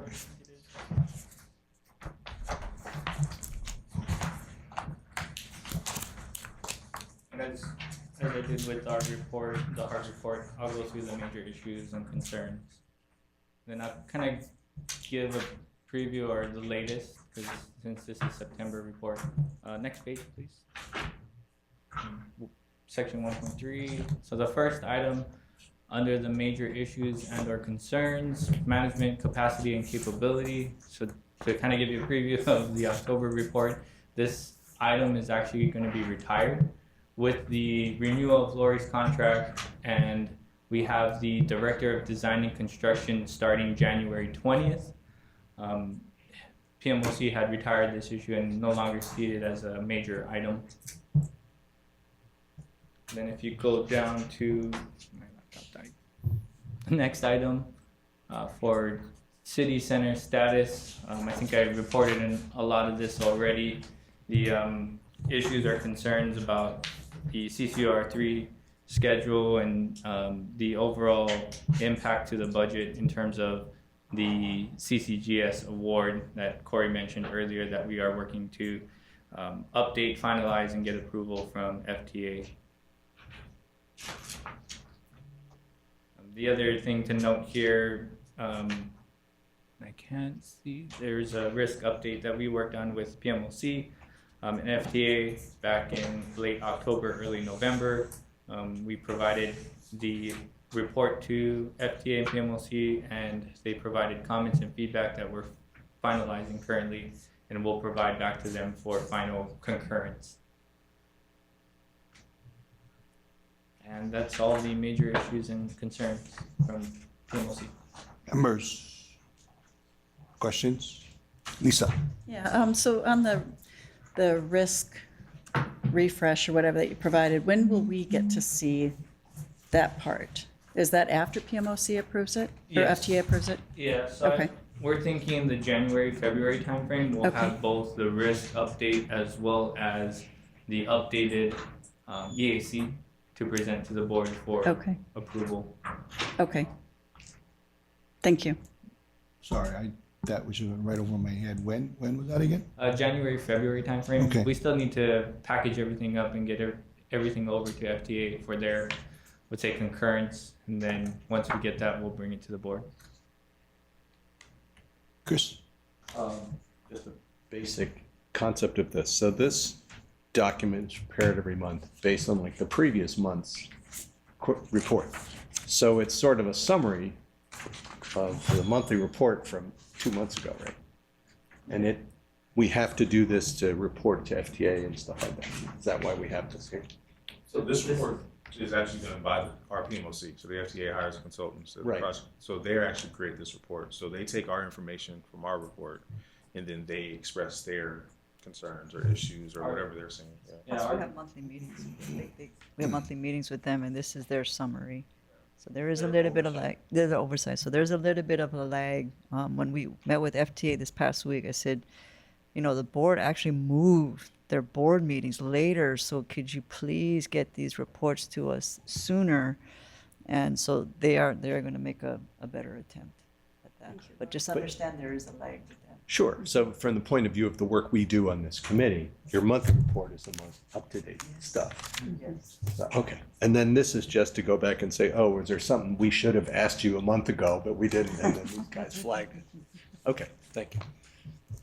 And when we present our monthly report too, we try to give you the latest and greatest. So, Right. you know, sometimes what we report here may not be what's in our monthly report because it happened yesterday. So Laurie, we did move, so you said they did get it to us earlier, so somehow we had a snafu on getting it I online. sent it to Cindy. It's all in the emails. So when did they get it back to us? I'm just trying to figure out how good they're being. The two September and October reports, I want to say it was right before it needed to be posted. Like maybe if Cindy has to post Friday, they got it to me Tuesday or Wednesday because I was hounding them. I said, please send it. And PMLC has sent it to FTA and then FTA reviewed it and they Right. sent us both. So they reports. are, so it is a matter of us working out whatever it is, but we're getting it. Okay, that's good. So that makes moving the meetings later on Yes. worthwhile. Thank you. I just wanted to know if we're on track with that. The other thing is, my question is to Vance or Corey. On page 7, we have nice green, then we have 2 reds. So the first red is the CCGS contract came in significantly over budget. So when the PMOC says something like we're significantly over budget, what is significantly over budget? So compared to the budget that we had in the recovery plan and where Right. we awarded it, I don't know what the threshold of significant is, but it was about $500 million over our budget. So I think that was. So we're 5 million over budget, 100. what we had in the recovery plan, right? Yes. 500 million. Yes. Right, that's what I said, 500 million, not billion. We'd be out of business with billion. So 500 million over budget. So you think that's probably why they said significantly? But when you discussed Yeah, this with them, did they give you any indication when you had your PMOC meeting? Sure, and just be mindful also, at this time, this is before we had a chance to do our risk refresh or risk workshop with them to kind of go over that budget. So I think this was a lot of information still coming fresh. In August, September, we just awarded it. So I think you'll see in the next report, some of that may have been tampered down to have some clarification. So I guess, so my question is it anticipated next month it will go into yellow? Or are we just are they gonna continue to put us into red? Because from originally, they're basically comparing us to the original recovery plan. Yeah, I don't know if timing wise it'll be next month. You know, based on our discussions with them this week in reviewing, you know, the draft risk update and the revised budget and finance portion, they didn't have any major concerns. I think this may not come off or go into the yellow until, you know, they concurred with it, which, you know, we're hoping to have all of that finalized here by the end of the year and to them, you know, early January for their formal review. Right. So would it be safe to assume that your discussion with them that you just had, which explained the $500 million over, that they were satisfied with the explanation? Yes. Okay. The other red is Hart awarded the CCGS contract and negotiated to share some market risk for workforce supply shortages. And, you know, we've been talking about the supply chain, and I assume that's what this is about. So what is it that we agreed to share, or that they think we agreed to share, that they would put it in this, but then also give it a red risk? Yeah, and just, you know, reiterating what Corey said, this is a little late. I mean, this was prior to doing the risk update, and, you know, we didn't have a risk to kind of cover some of these items that were negotiated with the CCGS contract. Some of the things that come to the top of mind is the way the stations are priced and how that's going to be developed in the future. So as the design is being developed, you know, Hart has the ability to dictate and be part of the negotiation for the station design. So if, you know, Tudor's proposing, going to be over exaggerated, but gold plated, you know, beams, things like that. You know, we have the ability to say, no, that's not in our budget and we don't want to see that. We want, you know, steel beams or things like that. And that way we control the cost. Now, because we don't have a solid set price for the station, there's some risk to that. But that's where I think majority of the risk PMOC sees. If I recall correctly, the way you guys negotiated the stations was that there's sort of like a max amount that you agreed to, right? So you didn't necessarily agree to every single station, but there's a max amount. And so I guess my question is, given your max amount, was the PMOC, I guess, convinced in your last meeting that when you, and I agree, we don't have a risk refresh for them to look at, but did they agree that you were reasonable or that it should be attainable, maybe is the better word, to get to that per station? And I understand the exaggeration with the gold plates, but you know that without the gold plates and we're going to do aluminum, I mean, are we going to be, in their mind, able to achieve that or stay pretty close? Because they seem to be concerned that we have negotiated to share the market risk. So that's what I'm curious about. Yeah, and in that risk update, we included a risk for station costs. And with that risk, the thresholds that we set in that risk, PMOC is satisfied with what we have and what we're carrying. Okay. So that's the most important thing. So as long as you stay within the risk that I assume will be somehow saved when the risk refresh is finally approved, that we should see this red go away. I think the risk is still there and they're still concerned until we get through the entire design charrette with Tudor and we finalized all the costs for the stations. I would assume this risk would still be there, maybe towards the tail end of that where, you know, we have the light at the end of the tunnel on the station costs, then they'll move it. But it is a concern, and as far as us, you know, it's a concern for us as well. And, you know, this is one of the top priorities for the team to mitigate and ensure we're monitoring this risk. So I guess the other question is, and if you can answer it, is how realistic were you with the cap? Because it would seem that if you weren't realistic in their eyes, we would have this concern about the risk.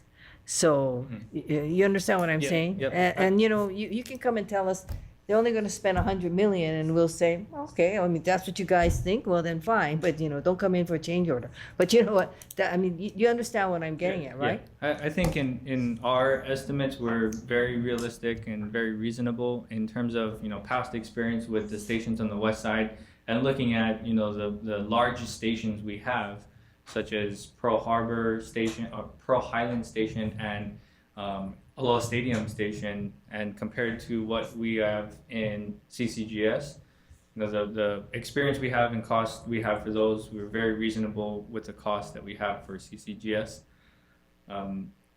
There's some, I don't want to say disagreement, but some thoughts as to how that risk for the stations are for the CCGS.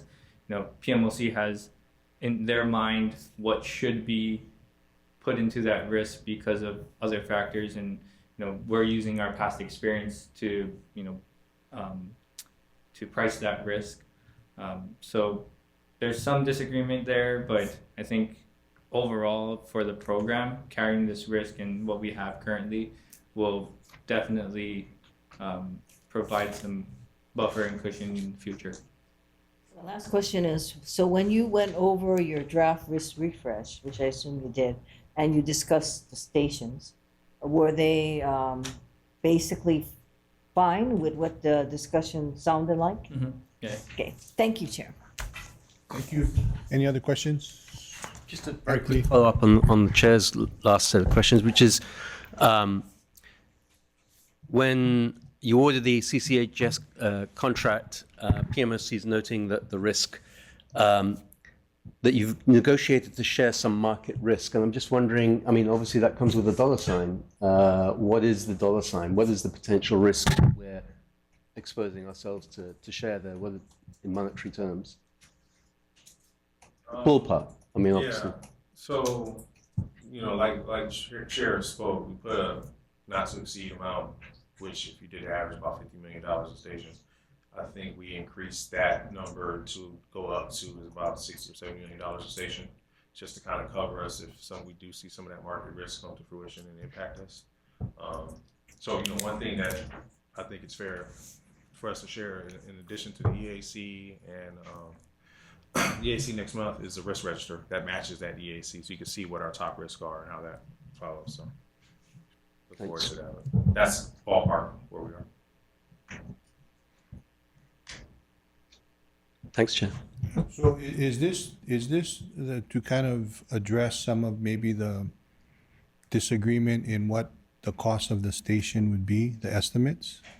And to address some of the, to bring the bid price down a bit? Is that, okay.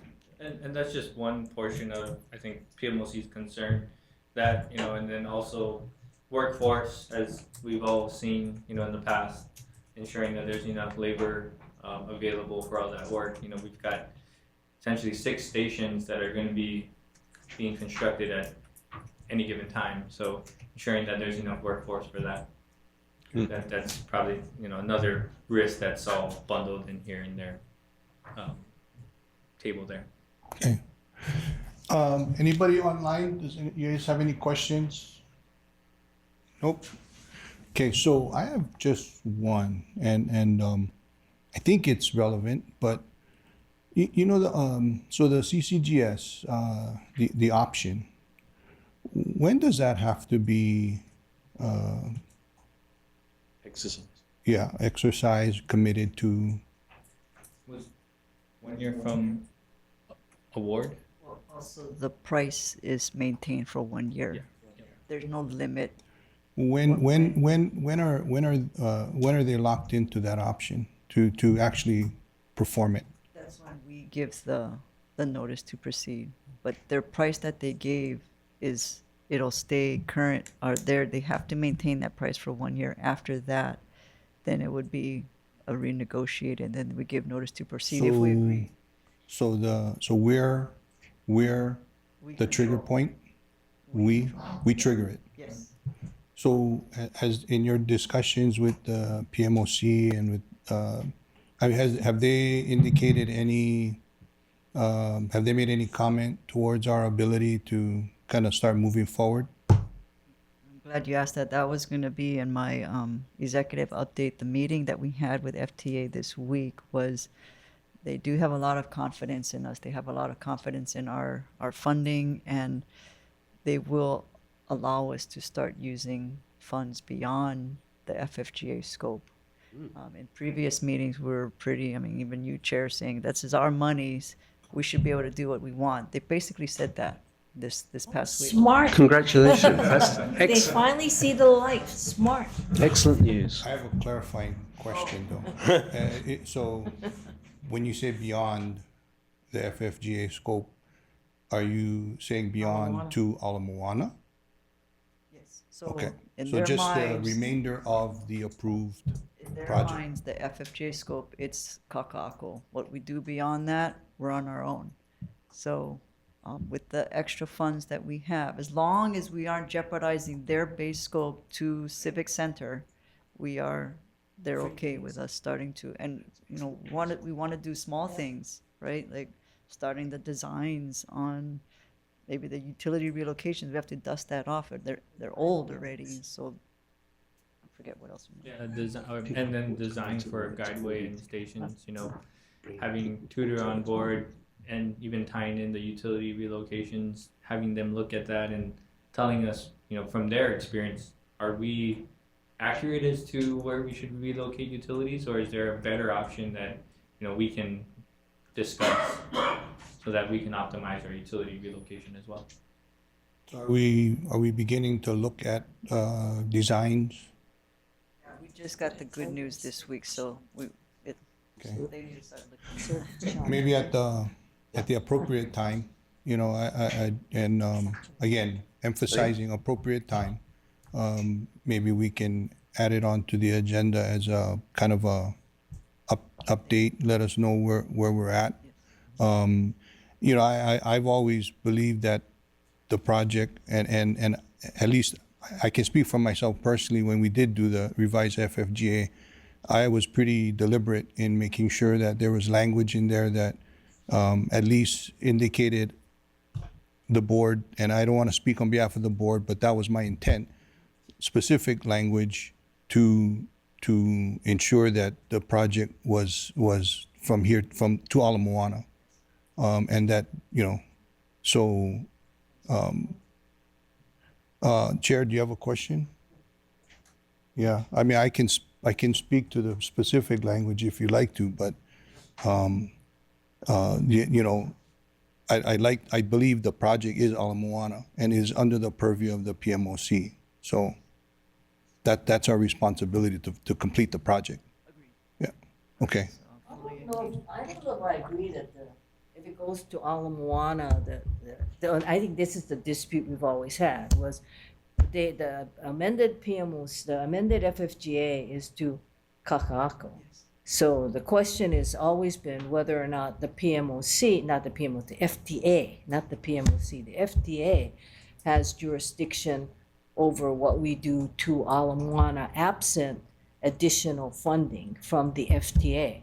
That's always been the dispute. And I've always felt that if we have excess money that is clearly, I mean, I can see them taking whatever the, quote, the 5309 funds are or whatever else and putting that into the front loading it to basically to Kaka'ako.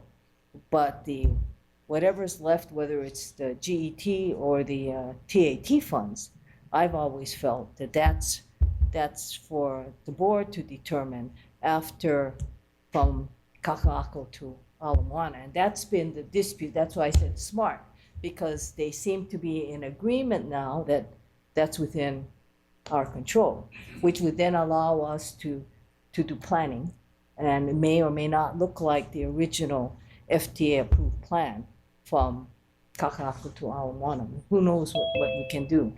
So that's why I'm very pleased, Laurie, that they are saying that. Caveat is just do not jeopardize their. Oh, yeah. And that's why I said front load all the money. The color of money is the color of money. So front load their money into the payments of the, up to Kaka'ako. And I'm sure that's what you guys have in mind. Yeah, I think we're in agreement, Chair. I think the point that I'm trying to make is that the project, in my opinion, even when we went through the revised FFGA, has always been to Ala Moana as far as this board is concerned and as far as what was approved by the city.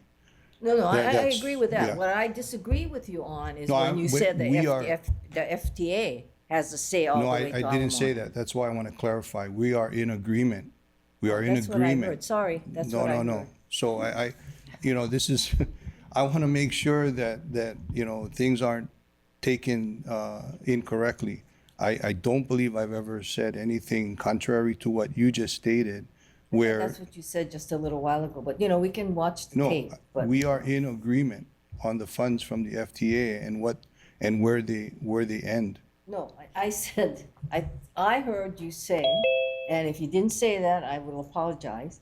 I heard you say that all the way to Ala Moana had PMOC, had the control. That's, and even Roger agrees. And I said, PMOC has no say. Matter of No. fact, I don't even agree if the FTA has a say. So if I misspoke, I apologize. What Okay, I that's intended fine. to say is that the PMOC does not have. Okay. what I heard either, but I'm happy to hear the. Okay. Right. So it's not just me, Kika. Okay, He's well- sitting right next to you and he heard the same I thing. appreciate the fact that we're clarifying that right now. Okay, that's fine with me. Is there any other questions? Just one question on Yes. that, on this last tranche. I mean, it's great news, obviously, that the FTA is allowing us to start planning to get to Ala Moana. Presumably, we won't have PMOC breathing down our necks for the section from Civic Center to Ala Moana, or will we? I mean, I guess that's my question. So the clarification is, yes, they will not. They do not have jurisdiction over that. The one caveat, second caveat is if we use federal funds, not CIG funds, right? Other federal, whether it's highways or something else, there is still federal oversight, but Right. maybe not necessarily. The PMLC is hired by FTA, so Right. we still need to adhere to all federal regulations, but the PMLC does not have say over that, anything past Civic Center. No, I mean, I get it that we have to conform. I mean, just for example, if we were to do a highway off-ramp to a station that we're building that's not under the PMOC, it's still got to conform to all the FTA requirements. Otherwise, they won't fund that. And our pedestrian bridge, It should be funded with different color. of Exactly, money yeah. To comply with all the federal rules. Right. But not Yeah. PMOC rules. But we may be able to find a cheaper way of complying with the FTA than the one mandated by PMOC, perhaps. There may be room for some savings there by not having the PMOC involved. That's all I'm saying. Natalie, before I recognize you, Chair, I just want to thank you for bringing that up, because if I did misspeak, that wasn't my intent. No, I appreciate your clarification, but like I said, Kika, I heard it that way. Okay. And so did Roger, so And I I- think you did misspeak. And I appreciate that. You're and very I- welcome. And I'm glad that we had a chance to clarify that. You're very welcome, Kika. Natalie, Yeah, I just want a sunshine law question, actually. I think we're going beyond the scope of what was listed in the agenda, having a discussion about federal funding and how it applies to or doesn't apply to going to Ala Moana. So I just wanted to kind of caution the committee on that. Thank you. thanks, Natalie. I think the general intent of my question was in light of our meetings with the PMOC regarding the overall project is just to get an idea of where they were going forward as we do. I think as Lori has confirmed, we have a year or less to trigger the option. There's no time limit on that, so let's The say 2 price. years from, yeah, exactly. Sorry, if I have to be a little bit more specific. Yeah. So I apologize. All right. Okay, so I appreciate it, Natalie. Thank you. If there's no other questions and/or comments and/or corrections or clarifications, we can move on to agenda item number 7, summary of committee member requests. And I believe there was only one now. Cindy. Yeah, the only one I have is the list of tutors specialty subs. for the Right. CCGS And, project. and if I could add to that a confirmation that the RTSA letter of assent. Had that already, yeah. That's the two we have, Okay. the writs and the subs. And not just the CCGS, but, Yep. I Yeah. have that. Okay. I actually have all 3 of those on my list. okay. Okay, so I think that's the last agenda item. If there's no other questions or comments, I know we're gonna be meeting several other committees today as well as the full board, but, I just want to say Merry Christmas and Happy New Year to everybody. Thank you very much. This meeting is adjourned.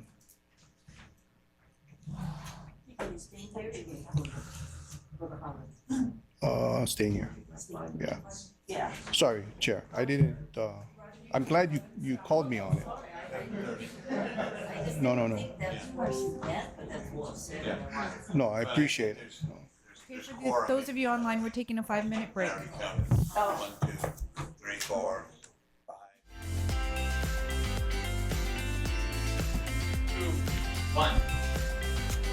Good morning, everyone. Calling the Finance Committee meeting to order at 10:19 this morning. My name is Robert Yu. I'm the chair, and I'm going to take role as the first agenda item. Lisa Baker, Present. Kika Bukowski, Present? J. Roger Morton, Present. Arthur Tolentino. Is Arthur here? Okay, Arthur is excused, and I also want to acknowledge non-members. Chair Colleen Hanabusa is here, and also Board Member Anthony Alto is here. And online is Natalie Iwasa and Joe O'Donnell. Thank you for being here. And, oh, okay. Well, when he okay, and Chris Mullen, non-member, is also here too. So when Chris comes back, could you make sure he knows I acknowledge him?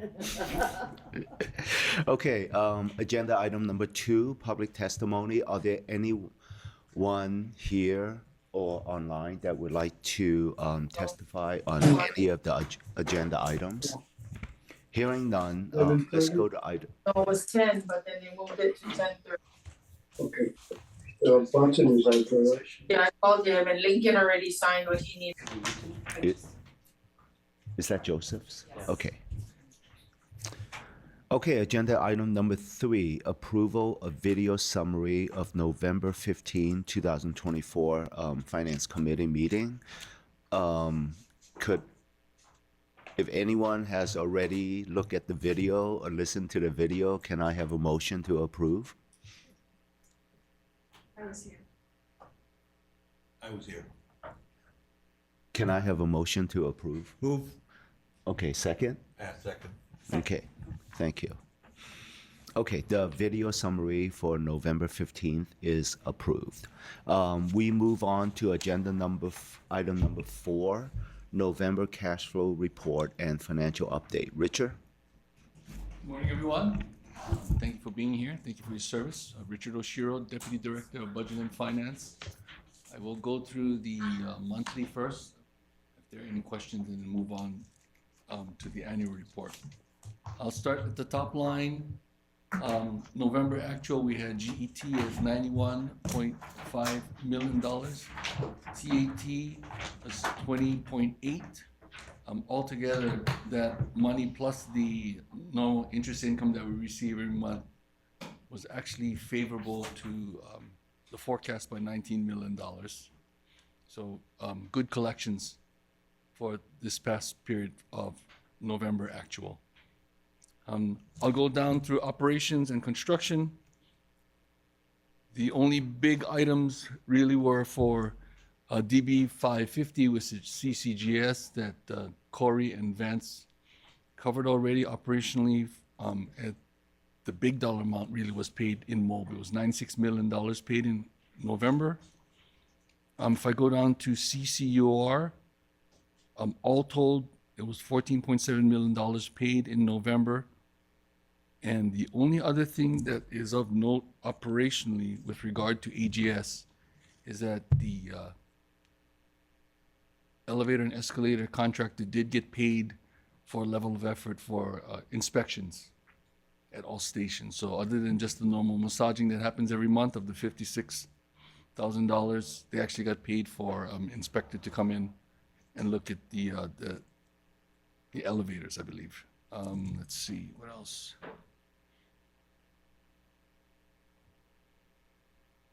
Everything else was the same. The precast yard bill didn't get paid in time for November, but it will be basically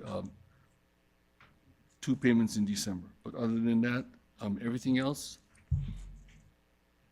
is normal. Have any questions? Thank you, Richard. Members, questions? Okay, hearing none. I have just a couple questions. So the CCGS, the DB 550, I know the 97 million in November is for mobilization. Is the 76 million in December as well? Part of it is for MOB as well. I think, I didn't look through the SOB, but below that contracted line item, there's early design. I did see some charges against that. I didn't read the progress report, of course, so I apologize there. But the preponderance of the 74 that's settling in December is in fact additional MOB. Okay, thank you. One last thing, under core system, DBOM 920, I see that we have not made any payments in October, November, and I'm not sure about December. Could you just tell the committee the reason why there's been no payments since October for DBOM 920? Sure. Without going into too much detail, the contractors, the primes are allowed to bill us monthly. And in this particular case, we got 3 months worth of bills in a week. So it's being reviewed. And this is just a timing thing in this particular case. So as you can see in December projected, it's at $6.3 million to settle in December. I do know that of the 3 months, 2 of them have been paid already. And off the top of my head, I don't know what the dollar amounts are, but they were definitely settled in December. Yeah, that's fine. Yeah. Just want to know why Sure. That's a there reason. hasn't been any payments in the last 2 to 3 months. Okay, Richard, thank you. Of course. Members, any other questions? Yeah, Chair. Yeah, sure, Natalie, go ahead. Thank you.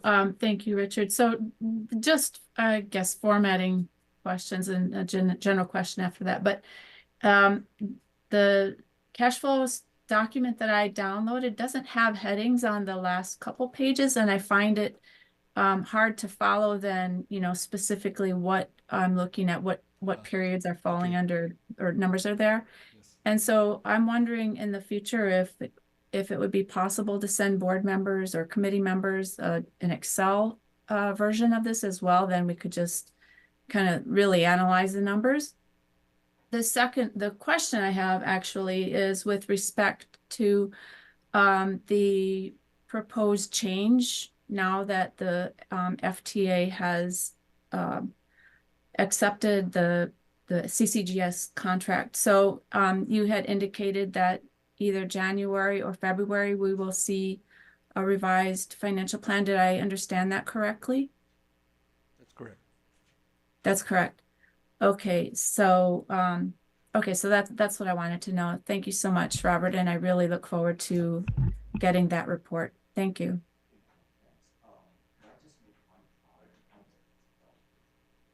One comment on the Excel version. If you are gonna send Excel versions to the board, could you make sure is password protected, like the cells, password protected? Yeah, I'm just concerned. I know we're not gonna make any changes, but Thank you, Robert, because I was making a face and I'm like, oh, I didn't want to release that, but no, but that's you perfect. could That's password perfect. Yeah. protect each of the cell, right? Just want to make sure. And I'm guessing that's fine with you, right, Natalie? Yes, that would be fine. Basically, it's hard to see some of these very small numbers, and if we had it in Excel, we could reduce, hide certain columns if we needed to, just to really get into the numbers and where we're at. That's my main intent. Okay, thanks. Okay. And don't use 1, 2, 3, 4, 5. I already Like used, everyone else? I already used Use it. the name so. of your pet, stuff like that. Okay, no problem. Yeah.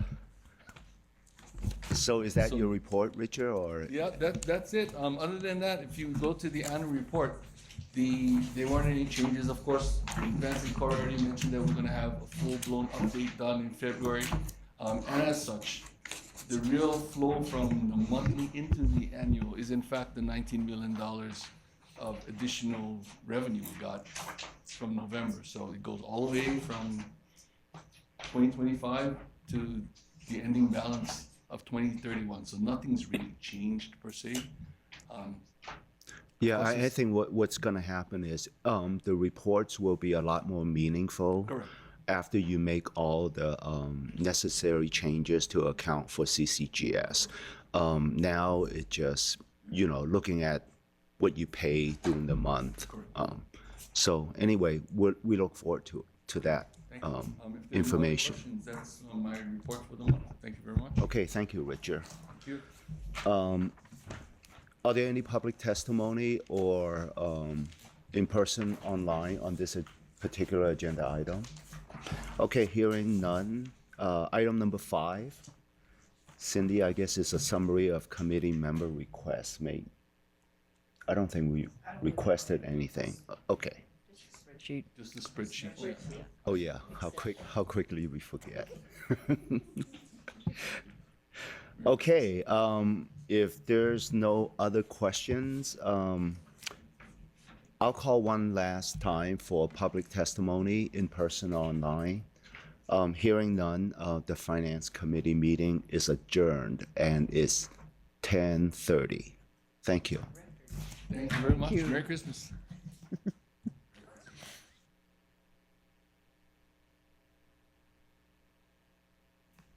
Thank you, members. We are going to call to order the Board of Directors meeting. It is approximately 10:30 a.m. and this is the Board of Directors meeting of Friday, November 5th. No, this is wrong. December. December. Yeah, November 15th. That's for another agenda item, Chair. Okay. For December 20th, 2024, and it's approximately 10:30 a.m.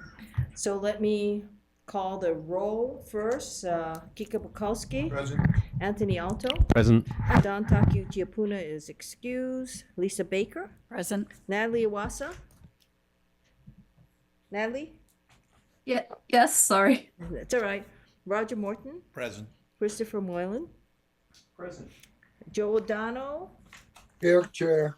Ed Sniffen is excused. Art Tolentino, he didn't come back on, so he's excused. Robert Yu. Present. Okay. And the chair is here, so we do have quorum. First of all, I'd like to call for public testimony on any agenda item. Seeing none here, how about online? Nothing? So with that, we're gonna continue. What I'd like to do before we get to the committee reports, because we have some hard stops, I'd like to take the votes that we have to, and that would be the eminent domain matters. Item number 9 on agenda. So with that, Krista, I know we just went through this. I'm not sure whether they'd be, you might want to do an abbreviated presentation.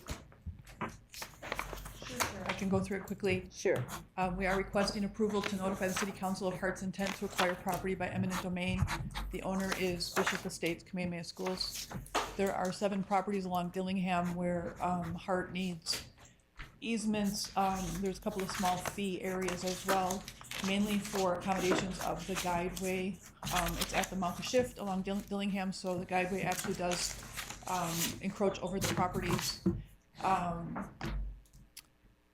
And if we just want to look at the map, maybe the overview. So the yellow is showing the Hart area where the guideway goes over the property, and then it's also an additional 10 feet past the concrete where it's a safety and maintenance buffer. So that's why it's, I think at its widest point, it's 21 feet into the property. The turquoise area is HECO easements, so there's some underground utility work also happening.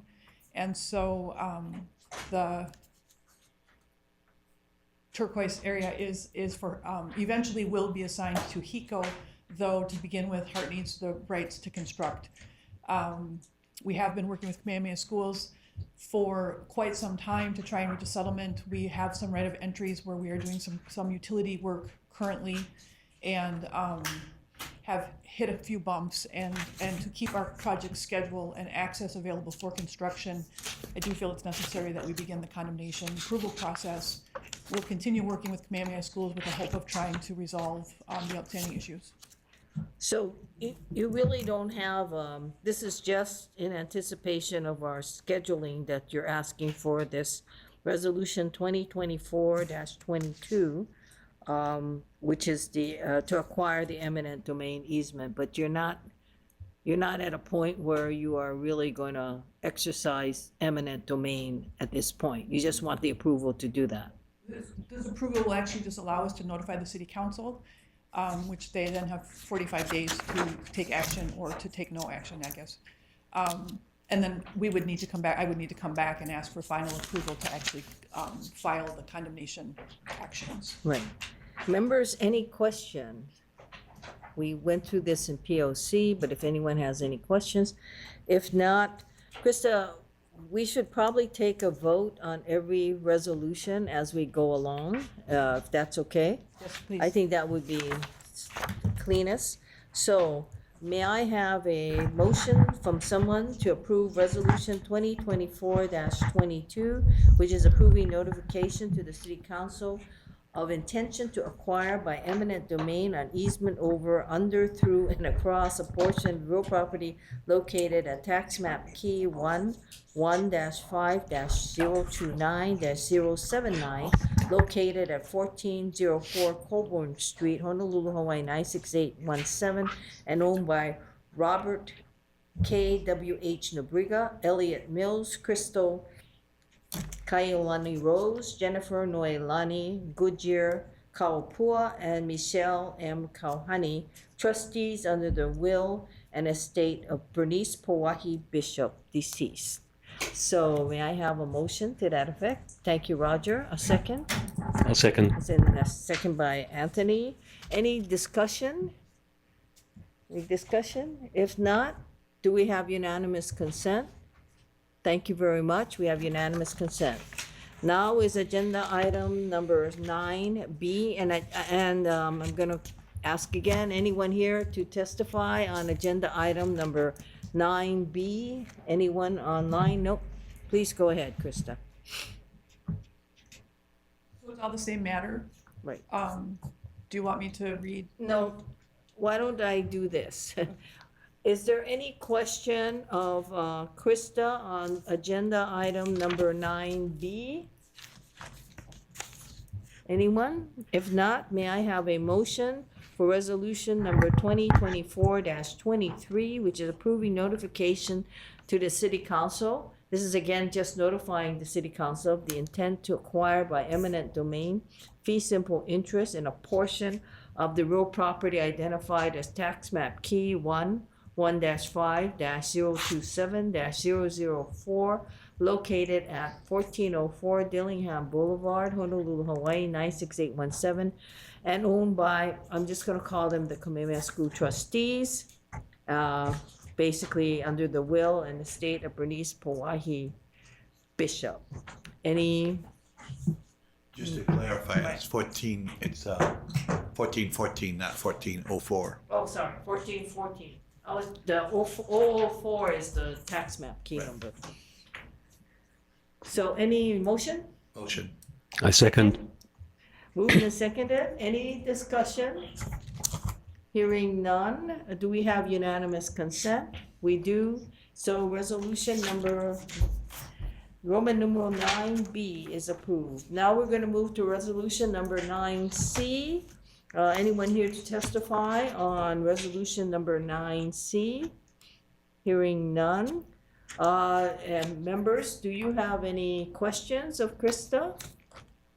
If not, may I have a motion to the effect of approving resolution 2024-24, approving notification to the city council of intention to acquire by eminent domain easements over, under, through, and across portion of the real property identified as tax map key number 1-5-022-001, located at 1190 Dillingham Boulevard, Honolulu, Hawaii 96817, and owned by the trustees under the will and estate of Bernice Pawahi Bishop, deceased. Do I hear a motion from you, Roger?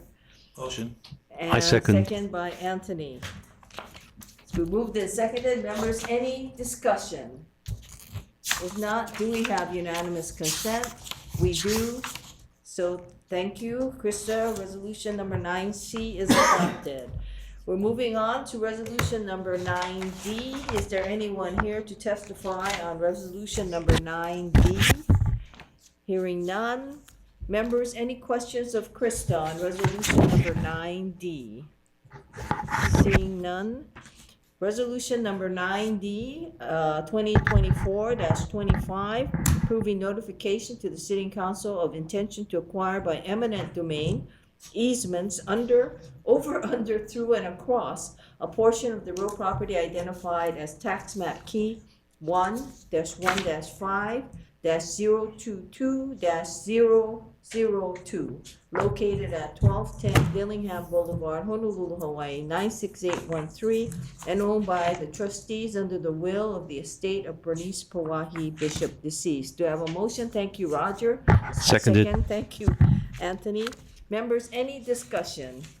I think you meant zip code 96817 as opposed to 96817. I stand corrected, yes. It's friendly amendment to the resolution. So any further discussion? Hearing none. Do we have unanimous consent? We do. Thank you. Now we're moving to resolution number 9E. Anyone here to testify on resolution number Roman numeral 9E? Seeing none. Members, any questions of Krista? If not, I would like a motion on Resolution 2024-26, approving notification of the City Council of intention to acquire by eminent domain easements over, under, through, and across portion of the real property identified as tax map key 1-5-022-003, located at 1336 Dillingham Boulevard, Honolulu, Hawaii 96817, and owned by the trustees under the will and the estate of Bernice Pawahi Bishop, deceased. Thank you, Roger. Seconded. Thank you, Anthony. So moved and seconded, members. Any discussion? Seeing none, hearing none. Do we have unanimous consent? We do. Thank you very much. Next item is Roman numeral number 9F. Is there anyone here to testify on Roman numeral number 9F? Seeing none. Members, any questions of Krista on Roman numeral number 9F? Seeing none. So I'd like a motion on Resolution 2024-27, approving notification to the City Council of intention to acquire by eminent domain partial fee simple interest in an easement over, under, through, and acquire a portion across a portion of the real property identified as tax map keys 1-5-022-004 and 1-5-022-005, located at 1350 and 1354 Dillingham Boulevard, Honolulu, Hawaii 96817, and owned by the trustees under the will of the estate of Bernice Pawahi Bishop, deceased. Thank you, Roger. Seconded. Thank you, Anthony. We've been moved and seconded. Any discussion, members? Hearing none. Do we have unanimous consent? We do. Thank you very much. We are now moving, Krista, to item number Roman numeral 9G. Anyone here to testify on Roman numeral 9G? Seeing none. Any members, any questions of Krista on Roman numeral 9G? If not, I'm going to entertain a motion on resolution number 2024-28, approving notification to the City Council of intention to acquire by eminent domain an easement over, under, through, and across a portion of the real property identified as tax map key 1-5-022-006, located at 1366 Dillingham Boulevard, Honolulu, Hawaii 96817, and owned by the trustees under the will and the estate of Bernice Pawahi Bishop, deceased. Motion Thank to you. approve. Thank you, Roger. Seconded. Thank you, Anthony. Been moved and seconded. Members, any discussion? Seeing none, then do we have unanimous consent? We do. Thank you very much. We're all done, Krista. Thank you so much. You did a great job reading all of that. That must be a record. You did Committee really well. system works. Yes. Thank you. Thank you very much, Happy members. So holidays. we are done with that vote. Okay? And the reason I'm taking the votes out of order is because I'm gonna lose quorum, and I wanna take the vote items before we do that. I believe the only other issue we have is the approval of the video summary of the November 15, 2024 Board of Directors meeting. Remember, some of you may be, or the public, you may be wondering, what are we doing? Under the Sunshine Law, they are permitting the non-filing of quote-unquote written minutes on the condition that we post the actual video of the meeting. However, also under the Sunshine Law, you must give a summary, which is usually taking our agenda and saying where in the nice video these particular items have been discussed so that people can follow it. I personally feel that having us on video, you don't have to worry about interpretation and so forth, because what it means is that it's there, and what we said is there. And what people are looking for, they just need a guide, which the quote unquote, the video summary provides them if they wish to go back and look at this.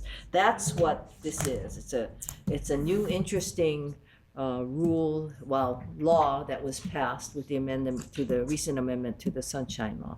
So that the public understands what we're doing, and maybe even members may not be clear, but since we post it anyway, we might as well go through this and approve the minutes. So with that, may I have may they I so move. Move, second?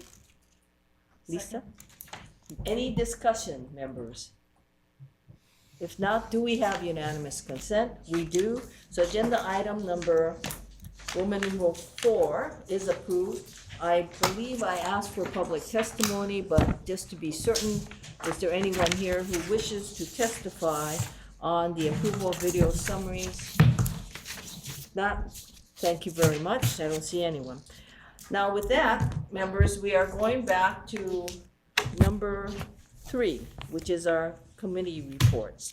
We'll begin with the December 2020. Chair? Yes? Chair, I know that you're, me, right here. Yeah. I know okay. that you're taking the action items first. Just wanted to know if you wanted to go ahead and do item 10 regarding the rules and see if there's any appetite for a pig, which would require a vote. Oh, I see. Okay. Why don't we do that before we go, sorry, Kika, before we go to the committee report. This is Roman numeral number 10, which is the discussion of proposed amendments to the rules and operating procedure of the Board of Directors and formation of a permitted interaction group to investigate amendments to the rule. Now, members, as you know, we have been delving, and for those of you who are new, you haven't gone through this, but we have already had a rule pig formed, and we have the proposed amendments to the rule. People may disagree, and that's more than fine, that people may disagree on the provisions of the rule. It is my preference, and we can open it up for discussion. It is my preference that because we've done this and because we've had the rules, I believe people have certain parts of the rules that they may not like. But those discussions should be held, I believe, in public at this point. So the comments, I think Glory, for example, said that she had provided comments to the pig and she felt that they were not incorporated before.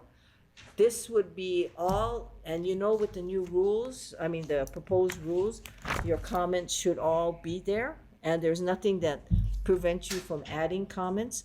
The only issue to me that we're dealing with now, having gone through the pig already, is why don't we continue to have that discussion in public in the interest of transparency, then people can, if they're interested at all, can participate, give their comments, and if you are interested in any particular part of the rules, you can make those comments. The only part that I believe that we had actually acted sort of out of order and acted on was the provision of the rules that dealt with the executive officer and basically the role of the Heart Board, in terms of the executive officer being the employee of the Heart Board. So with that, and because this agenda item, I asked Cindy that we propose it in terms of the formation of a pig, because there are people who are new, Lisa and Chris in particular, who may want to voice an opinion as to whether a pig should be formed, and people who are here may want to have a pig again. Please, let's have that discussion in public and end up with a motion if that's what we are inclined to do. As I said, my preference is that we have gone through this, we've had these rules up, and that doesn't prevent Laurie, for example, from participating in our discussions, because it's open to the public, or anyone else from participating in our discussion. Pigs are something that I like to form, and as members who have been serving with me for a while will tell you, we formed many of them. But in this particular case, because we're talking about the governance structure of Heart, I believe it should be open to discussion, and I believe that all of the members have had ample opportunity to put their input in. What I would propose, if we do it in public, is that we would not begin in this meeting, because I'm gonna lose people anyway. What we would do is we would ask the executive officer to divide up the rules so that we would have so many meetings and we would discuss rules so the public as well as us will know which portions of the rules will be up for discussion. And I don't believe that we'll have, I think there'll be certain provisions which people would take issue with, but I'm not sure that all the rules require us to go back into a PIG. So that's my opinion. So please, let's have this discussion. Yes, Chris. Thank you. Just to clarify, so you've already, I hit it about 10 times, it didn't turn green. You have a magic touch. Anyway, you've already been through the exercise of essentially having a subcommittee propose a bunch of changes to the rules. There's dozens of changes in here, and probably every member agrees with some of them and doesn't agree with others of them. So it will be a long process to vote on each one. If I understand you correctly, your suggestion that we do for upcoming board meetings, just take a chunk of it each time and go through and vote on all those? Right, and it's not really voting on, it would be whether or not anyone wants the proposal. So somebody by motion would propose the rule change. I see. And then we would take a vote on that. Because not every portion of the rule is going to be subject, I think, to people's, what they would like. For example, the only thing is that, like we did already, and I can tell you, when we were looking at the executive officer position, that didn't take much. It was part of the original PIG, and the board voted on that section in and of itself. So that's why I don't think that, and the controversy there was whether the executive officer fell under the board or was really an employee and subject to Lori. And so the board is the ultimate decision maker in terms of how the rules of the HART, as well as, which includes the board and includes the executive officer as well. So, I mean, the executive director as well. So then we would have that discussion. And we had, in the PIG, we had also the Corporation Council participate in the PIG, and we came up with I think in actuality, to be fair, Dan Gluck did a lot of the getting everything and then trying to put it together, and that's what you see here, because I think Cindy, you were gone, right, for a lot of the final version of the PIG, because I don't think you were even here when we did executive officer. So it was Dan who did the heavy lifting on that, and he worked with the PIG. So this is the product of a subcommittee. Right. And therefore, I agree with you that saying let's make another subcommittee doesn't make a whole lot of sense at this point. But it's also a large task because there's a lot of proposed changes in here. Breaking it into chunks, as you propose, sounds perfectly reasonable to me. And like I said, the issue is really the PIG, we did the PIG format, but as you know, with the PIG format, it's something less than the majority. So we had 5 members. So I think Michelle was part of it, so she's gone. So yeah, we don't have everybody there, but everyone had the opportunity to have input. And we've had this, I don't know how many times we've had the rules out there for people's reaction. So anyway, that's why I'm proposing it that way. Yes, Lisa.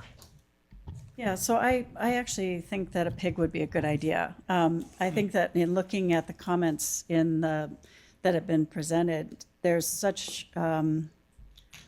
so varied from one end of the spectrum to the other that I think having it in an open forum to begin with is going to be an exceptional waste of time, because I think we'll spend a lot of time debating this amongst the board members. I think it'd be good to understand, especially for me and possibly for Chris too, I don't want to speak for him, is, why are we even looking at changing the rules at this stage? I mean, if the schedule goes as planned, we only have a few more years of this board actually being active what has been broken in the past that would require us to make rules changes. I'm sure there's some video somewhere that I could go back and look at to see why this came up in the first place. I don't know where that is, and I didn't ask Cindy about that previously, but I'd like to understand, initially, why are we even spending our time on this? We've got so many big issues coming down the pipe with the project that I just am not sure what the benefit is for putting so much time and energy into the rules. Then in addition to that, as I understand the process, the PIG started and they concluded, and this is the product of the conclusion, but then there then adds to that too. So it's like, there's so many iterations that, quite frankly, I've gotten lost. And until this most recent one that just came out, when the board minutes came out, I was finding disparity between the original board rules from October of 2023, I think was the last, they're not dated, which doesn't help, or versioned, but the ones that were given to me in my initial document of these are the board documents, to the one that was changed that I had prior to what we just received, it was significantly different, and I couldn't tie them together for the life of me. So, I don't know if other people are having this trouble, but for me, I do not feel comfortable that, number one, I understand why we're doing this, and number two, what the changes are, who proposed them, and why they proposed them. And I think a PIG could be short-term, and it would be the best use of all of our time, if for no other reason than to get 2 voting members up to speed on what's going on. I understand what you're saying, but also not accepting any changes to the rules, if you like it the way it is, or the original version, that's also an option. But it's a debate that should happen, I believe, in public. It should be a debate that we have in public. So because when I looked at it and I saw the request for the PIG, I assumed the reason why was, people may feel exactly the way you voiced it, which is that they are not certain. You don't need to do a whole scale kind of change in the rules themselves. I agree, and that's something that you can, a member can propose at the very beginning of a discussion on whether or not the rules should be adopted. So remember now, yes, it was a prior board that voted to do a PIG. So the PIG, even to go into the PIG to begin with, we had board action. So in essence, what we're doing now, I think the proper motion would be, and we'd have to check with Corporation Counsel on this, because we've already done the PIG. So we have a product. I would think that procedurally, we would have to reject the whole product and go back into a PIG if that's what people are inclined to do. So this is, the rules, and I can tell you, I'm a stickler for rules. And the reason I'm a stickler for rules is because I believe rules are like statutes, so that after a while it defines what the people should and should not be doing. Now, we have an issue with the charter, which is the governing document, of course, for the whole city and county of Honolulu. The heart is Article 17 of that, and we've had the interface with basically boards and commissions. What is that, Article 13 or whatever it is, right? 13. So you have all of these interfaces, and the idea was to look at the rules and bring them up to state. We did have rules. I think when I was first on it, I didn't even know we had those rules, but they were very short and they were very whatever. And then we had another set of rules which were done when I was no longer on the board. And then the difference was we had 2016. When 2016, the charter amendment happened, then the question became, how do you divide the responsibility up? So that was to clarify with the rules. There are parts of the charter which vest certain kinds of responsibilities with the executive director and the board. I am not one to give up the board's jurisdiction. I just don't believe in that. The board can override that, but the charter says this is something that's shared between the executive director and the board. And I believe the board should not abdicate its responsibility. But the board can disagree. The board can do whatever it wants to do, but we're in violation of the charter. So, having said that, that's what prompted the change, and that's what the first pig looked at. If you believe that you don't want to go into a pig because you feel that the pig can then it will take the majority vote here as to how everyone else feels. So the question will be, do we then do a pig? Do we then do the rules? But like I said, you can also, if you're so inclined, make a motion that we keep the old rules, whichever version of the old rules that you like, right? And then you could do that. If the majority of the board agrees with you, then what you can do is people can propose amendments to that original version, which is basically what this whole thing started as.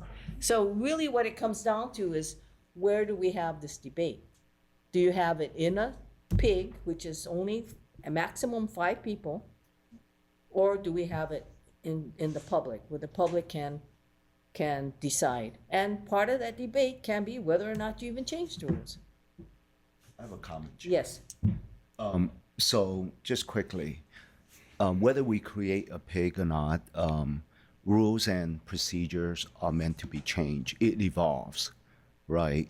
From year to year. So certain things may not be relevant one year, but it may be the next year. So I could understand the rules and procedures, whether it'll be administrative or operating, needs to be looked at, and if it requires changing, we change it. Now, the other thing about the hard board and the project, I think Director Baker referred to it as well. We only have a few years left. Well, just from my understanding of the conversation just earlier, either in this meeting or really in the Project Oversight Committee meeting, we're talking about extending it to Ala Moana. We asked about the options, extending it to UH and extending west to Ko'olina or whatnot. So it just seems to me clearly, at least what the board's thinking is, and even I would say the Hart staff thinking is that the board may last a lot longer than just to Civic Center. So, having a set of rules and procedures, looking at it from a long-term perspective, that's where I'm kind of coming from with the formation and with the operation of this board here. Sorry, go ahead. Yeah, can I get everyone first? So then followed by Kika and Anthony. Yeah, I hear what everybody is saying. I am mindful of the time it will take if it was a full board discussion. I also hear what you say, Colleen, about having it in sunshine. Is there not a way it could be done in committee? Oh, you mean to create put it into a subcommittee? Yes. Well, we could do that. I would think it would go to you, government ops. Please not. Or HR, government ops or HR, but somewhere, yeah. Or HR. Maybe government ops is better. No, I think it's government. I Yeah. think it's legal matters, so yeah. it would go there. Probably legal matters, yeah. But at least then it could be debated and it wouldn't necessarily, hopefully, we just went through a great committee one on the resolutions that we just approved. Because this will be a lengthy, this is a long document, it will be a lengthy process. It could be better vetted out, I think, in committee before it got to the board. Before it got to the board? Yeah. Okay, Kika, you. Yeah, so, I guess I take rules very seriously myself, and that's why I have the position that I have. And I share the comments made by Member Baker. you know, I was a member of the PIG, and my recollection is that we never met to discuss the proposed amendments that were presented. And my recollection, and somebody can correct me if I'm wrong, the board was never asked if we felt changes to the rules were necessary. My recollection is that the PIG was formed and was given rules that were already amended and asked to discuss the rules as amended, which is primarily somewhat what we have today in front of us. And the PIG never really met to discuss the proposed amendments to the rules. The section that referred to the executive officer was pulled out of order because of the situation that we were facing at the time with our executive officer resigning. And we were trying to save that position, so that section of the rules was taken out of order. But I don't recall the PIG ever meeting, and I did have concerns back then. I did provide significant comments. I do have objections with a lot of what was being proposed. I don't understand why we're basically not amending, but rewriting the rules. We're taking and combining various sections that were in not just rules, but financial policy, and we're embedding it in rules that in some cases take away purview from one committee and gives it to another, which I don't agree with, generally speaking. But, you know, I mean, I think we can accomplish all of our objectives by reconstituting a PIG, starting from scratch, asking the board, first of all, if we feel that we should or need to amend the rules, forming a PIG to start from scratch, have the PIG, like originally we had intended, have the PIG put forward an amended draft, if that's the decision of the board, and then discuss it in public. I think that's accomplishing both objectives. What I don't see, and I never did see, and I think Member Baker brought it up, and I'm used to seeing whenever you amend rules or documents similar to these rules, a reason or justification as to why the rule is being proposed to change. There might be one or two here and there scattered, but for the most part, I don't recall seeing any reason, justification, or purpose for the amendments to the rules.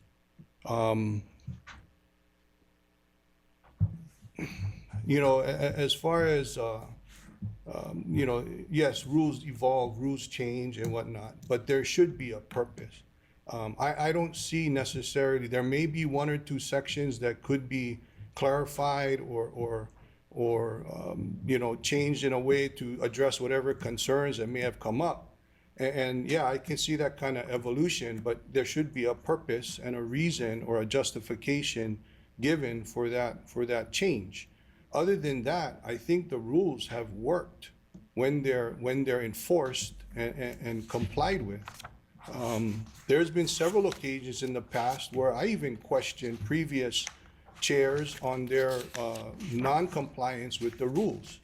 And so there could be one or two areas where we could clarify, but the kind of amendments, this is a broad sweeping rewrite of the rules. And I don't feel comfortable with moving forward with this draft. It's changed, there's several iterations. I don't even know if I'm working off of the correct or latest iteration of the drafts. There's so much changes to it. I think we should start from scratch, ask the board if we feel that the rules need to be amended, and if the board chooses to amend the rules, then form another PIG, have the PIG go through, talk about the amendments, justify the amendments, or at least provide some kind of rationale for the amendment, and then put it before the board and have a full public hearing on every single change to the rule. But that's in essence what we're gonna do, right, Kika? No, that's not what I'm hearing what we're gonna do. I'm hearing we're gonna just No, we're move gonna this first forward to make a a public decision hearing. if whether or not you're gonna amend the rules or not. That's the first step. And if the board votes down a PIG in essence, you're not gonna meet like that. Chair, this draft, as I understand it, this draft is before the board for action. I'm saying I don't agree with this draft. I think it should be scrapped. Okay. And we should start from scratch. That's fine. We can vote on Because- whether or not that draft should be accepted If or I could not. finish my thought, Chair. Because of the fact that the first PIG never met to discuss this proposed draft, to my recollection. And so the full discussion that we're all thinking occurred, my recollection, it never did occur. And this has been sitting on the shelf for a very long time. And so I'm even having to dig very deep to remember some of the things that were ongoing at the time that this was first being discussed. These rules are very important. It's going to determine the way forward for this board to operate and this organization to operate. And I feel very uncomfortable on adopting something that may or may not have an adverse impact on the way this board and this organization operates going forward. If, this is so important that I think we should scrap this proposed draft and start from scratch and justify every change to the existing rules that we feel is needed. And if we can't justify it, then it's probably not needed. Could I just clarify one thing real Yes. quick? I don't think, this agenda is not to adopt anything, right? It literally It's to- says discussion. So, The vote would be for the creation of a pig. yeah, right. I just want to make clear Yeah. that No, it's we're not no intended to one's adopt. talking about adopting anything. But the premise of forming or not forming a PIG is based on the document that we have before us and the understanding of the board members that we have today who were not here when the PIG was formed originally to address these rules. Okay, I think, given what I'm hearing, and if Roger, if you let me do this, if we were to begin with whatever the rules are, we can go back into records as to what the existing rules are, and then from there, take it in public as to whether or not each section would be amended. That's in essence would do what you're saying, because but it wouldn't do it in a PIG, it would do it openly or with a subcommittee. So we would start not with these changes, but we would start with the original rules, whatever those original rules were, and with the exception of section, unless you want to amend the executive officer's provision, and then we would go through each section. That would do what you're talking about, right? We're not dealing with this, but we're dealing with a template, which is the original rules, but not the original rules. It's not the original rules that were happening in 2012, 2013. It would be the version from which we worked off of this, when most of us got on the board. We could do that. And then we could go section by section. I guess that would be another alternative. So we have alternative 1, which is we do a subcommittee. Alternative 2 is this. Alternative 3 would be the creation of a PIG. But the board would still have to decide first whether you're going to amend the rules. I think we can be all in agreement on that, right? The first thing that the board has to consider is whether we're going to amend the rules. So you're going to keep the existing rules back then. I think, if I might speak, that had to have been a vote at some point to even get to this point. There was a vote on a creation of a PIG. And I Okay, believe, not on the rules, okay. I believe there was a discussion on the rules. I mean, my recollection is different from Kika, because I would not be able to get it to a PIG unless there was a sentiment among the board that we had to change the rules. We had to look at the rules. And my recollection of it is that to do that, we had to look at the 2016 amendments to the charter and what it meant, and then move accordingly from there. That's my recollection. And it may differ, but you know what? Whether Kika's recollection is correct or my recollection is correct, it's still up to this board by motion to decide how we proceed. Well, I think based on that, then, that automatically wipes out this, what we have in our packets. Because if we are at the stage of determining whether or not we are even changing the rules, then none of this counts. No, it's a motion as to whether you want to do anything about it. It has nothing to do with whether this counts or not. Because you could have a majority of the board who feels, no, we should start with this. We're a board. But I don't think that, like you said, you wouldn't have formed the PIG unless there was a reason. So why would we vote on this unless everybody agreed? We're not voting on this Well, necessarily. or even starting with Right. this. Well, we're not necessarily starting with this. The reason why we're here is because we had this work done, and it's a place to begin, but it's also no different than if we were to go back to the original, the second version of the rules. I think that's the correct way. I think we had two versions of the rules, right? The first Could we just Okinawa get dates version on and the- these, please? We don't, yes. Wait, and let Roger go. Roger.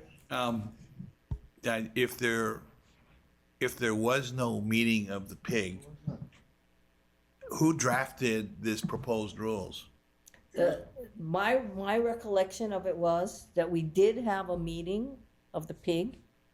I know I wasn't a member of the Right, PIG, so I right, can't right. speak to what So happened. my understanding was, what the PIG then did was to ask for input from everybody as to, and that's why we have all these different colors. That's why we have, because, and then the idea was, and that's where, and it's unfortunate he's not here, because Dan Gluck did all. Oh, of it. yeah, that was Dan. Right? Dan did all, because Cindy had already left. So Dan actually ended up doing all of this and tried to get as much input as he could to come up with this draft. That's what happened. But, obviously, we have a disagreement. So let's figure out, instead of debating over what happened, what didn't happen, whatever, obviously we have a disagreement. So it's still up to the majority of this board as to how we proceed. Yes, Chris? Am I recognized, Chair? No, oh, yeah, sorry. Kika's, a long time. yeah, and then but you've had one. Okay, he'll defer to you. Go ahead. Let me attempt to clarify even further. My recollection is that the PIG members were provided a revised amended draft of the rules. And I commented on those drafts. I didn't agree, Right. but I was not a part of preparing or putting together this draft. Nobody on the PIG was a part, as far as I understand it, was a part of putting together the initial draft of amendments. That was never brought to the PIG to decide. It was handed to the PIG as a draft amendment to the rules, and the PIG was asked to comment on it. That's how I recall it, but the PIG never met to discuss whether or not, we thought even making these, because I remember, because I asked for it, because I cared about the amendments that were being made to the rules. And I asked, when are we gonna discuss if these changes are even necessary and why they're being made? And that never occurred. And then it was shelved, and now we're here, and the same draft appears, and we're asking to comment on the comments that were made, I don't know, a year and a half, 2 years ago, I can't recall how long ago it was. I don't But, think so it's now that we're long. making comments on comments, and I can't remember which ones are which. Okay. So again, if the intent of the chair is to move to scratch this and to start from scratch and bring every single article to the public in a public hearing, I'm all for it. But I believe that every amendment to the current rules should have a justification for the reason to change. So I don't necessarily disagree with you, Kika, and that's why I thought the way we would do it, we would take it in sections. Whether we're taking it in sections of the original version 2, I think, of the rules. The original rules were back in 2012, maybe? 2012, 2013, somewhere around there. 2011, that was the Kari Okinaga rules, right? And then we had a subsequent one by Ember Guys, right? Right? I think that was the first major overhaul. Yeah, so we can go back to the Ember version of the rules and go through that and have the debate in public, and we can then lay it all out. In other words, by sections. If anybody has any changes on all of this, and part of the rules, I think, if I'm recalling this correctly, and Lisa, you may have, Lisa may have a better recollection, was really an issue regarding the state appointees. Because that had to be clarified, because there was a subsequent charter amendment which was defeated. So the question became at that point whether the state appointees had any, they were voted down on voting power, but they were ex officio, and then what that then meant. And then we had opinions from the Corporation Council on that. So it seems to me that the best way for us to proceed on this is we will go back, and people who made comments can make the same comments as we proceed, because the genesis of this is those rules. And Kika, I understand what you're saying, because one of the things that I always had difficulty with was the jurisdiction of the POC versus government operations, government and legal matters. I always thought that there was an overlap on that. And in particular, it was on change orders, and well, it was on eminent domain was one, was whether it should be in POC. Because if you read the POC just generally, then everything would go to POC and you don't need government and legal matters. To me, when you start talking about eminent domain or taking legal actions, it's government and legal matters. But that was something that I thought was an issue. We could have that debate openly, and you and Anthony can debate it. But so why don't we propose to do this? The first question is, should this board go back to, I think, the second original version, which would be the Ember version, which is what we were operating on, with the exception of the one amendment that the board did do was executive officer, but even that would be up for debate if you want to change that. And then, should we do it in public? I think that's what it is. Chair, Yes. so you're proposing that we go back to the original draft? No. The Ember version was what was in place, not the draft. It was the rules. It wasn't the draft. is the version that we're operating currently. Right. Okay, so we're scratching this Yeah, we're document? scratching this and we're and any other starting- version. We're going to the original, well, it's the second version. The original, I shouldn't use We're original. going to the rules that we are currently Right. following. With the exception of executive officer. We amended Which that. we amended. Yeah, Right. but we're going with the rules Right. that are in effect now. Right, we're going into, which is in essence what we're doing anyway. So we're going to go back to that. And the question is, the second question would be, one, whether people feel that there's a need to be amended.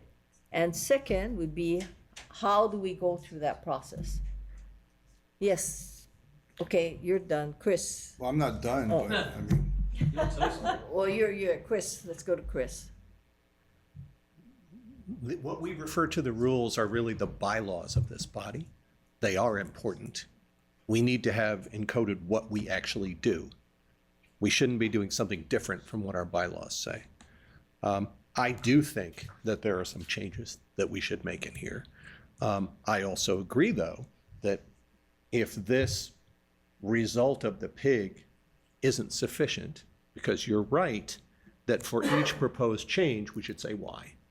So I don't think all these people's work should be scrapped, right? But I think we should have a list of proposed possible changes and why. And then I think we'll have to vote on them in public when we're up or down, up or down, up or down. But it sounds like what you're suggesting is this is incomplete, and that might be why we would want another subgroup to codify it really well like that. Proposed change, reason, proposed change, reason, bing, bing, bing, bing, bing, and then we bring that to the full board, and then hopefully it won't take 20 hours to vote on it. I think if But I do you, think we need some changes. I'm flexible in how we do it, and I'm happy to serve on a PIG or a subcommittee to do I it. think if you look at the the quote, how, we do the proposal. A lot of people put the reason why they felt that the changes are necessary. But there's lots of changes that don't have any. Correct. anybody's name by Right, 'em. but that, that could be a vote no then. I mean, you know what I mean? But we gotta, there's gotta be a process. So if people feel like they do feel that whatever their proposals were critical, then they can bring it at that time in the discussion. But I'm not sure that we would have as many changes as people feel we're gonna have, because there are pages of this which has typographical kinds of things versus everything else. So Kika and then Roger. If, I'm sorry. Yeah, let Roger go because we're gonna lose him at 11:30. I'll just turn it off. I don't have a comment. Oh, you don't have a comment? Okay, then, did Natalie have her hand up? Yes, thank you. Yeah, okay, Thank you. Natalie. Thank you, Chair. So a couple things. First of all, I have a rules document in my folder saying that it was adopted by the board in May 2021. So it seems like that would be the version that we start with. Second, with respect to how we handle this, I think I think actually the committee, the Government Matters and Legal Affairs would be the best place to do this. I thoroughly believe in the public process and allowing the public to have the opportunity at least to make comments. In a PIG, as you know, where they're not allowed to do that. And the section by section option, I also would very much like to see, because if anybody pays attention to City Council, you know that the land use ordinance was just recently overhauled, and I mean overhauled, and it was a very long process. But the way it was handled by doing it by section, they, people knew what was coming up and the proposed changes, and I feel like that was actually a much larger issue than what we're looking at with the rules. That was a very good way to handle it. So those are my comments. I don't like the idea of a PIG, though. Thank you so much, Chair. Thank you, Natalie. Just so that we're clear, is the May 2021 the Amber one? Do you know? No, there was one in reported in May of 2021. This was a pig that was, I believe Glenn Nohara was the chair of it at that time. And I remember that there were changes to the change order procedure and things like that. So that was subsequent to Ember's set of revisions. I guess the question is, so, huh? Toby Martin did one in June 2021. That's the rest. Is that the Glenn Nohara one? Oh, the pig was Glenn Nohara. Yeah. So that's the Toby Martin one. So is the one let me put it this way, is the one we're operating on now, the Toby Martin one that was passed in 2021? 2021, with the exception of the board executive officer. Yeah, we had that one change. Which has been changed. Yeah, one change? Yeah. May I? Yes.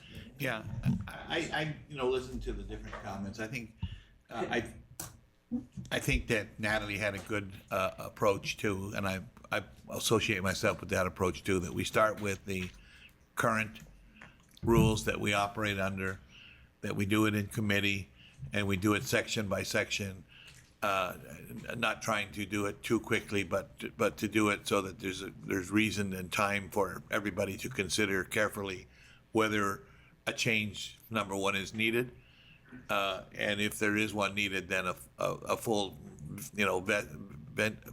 full discussion of why and what a better approach would be.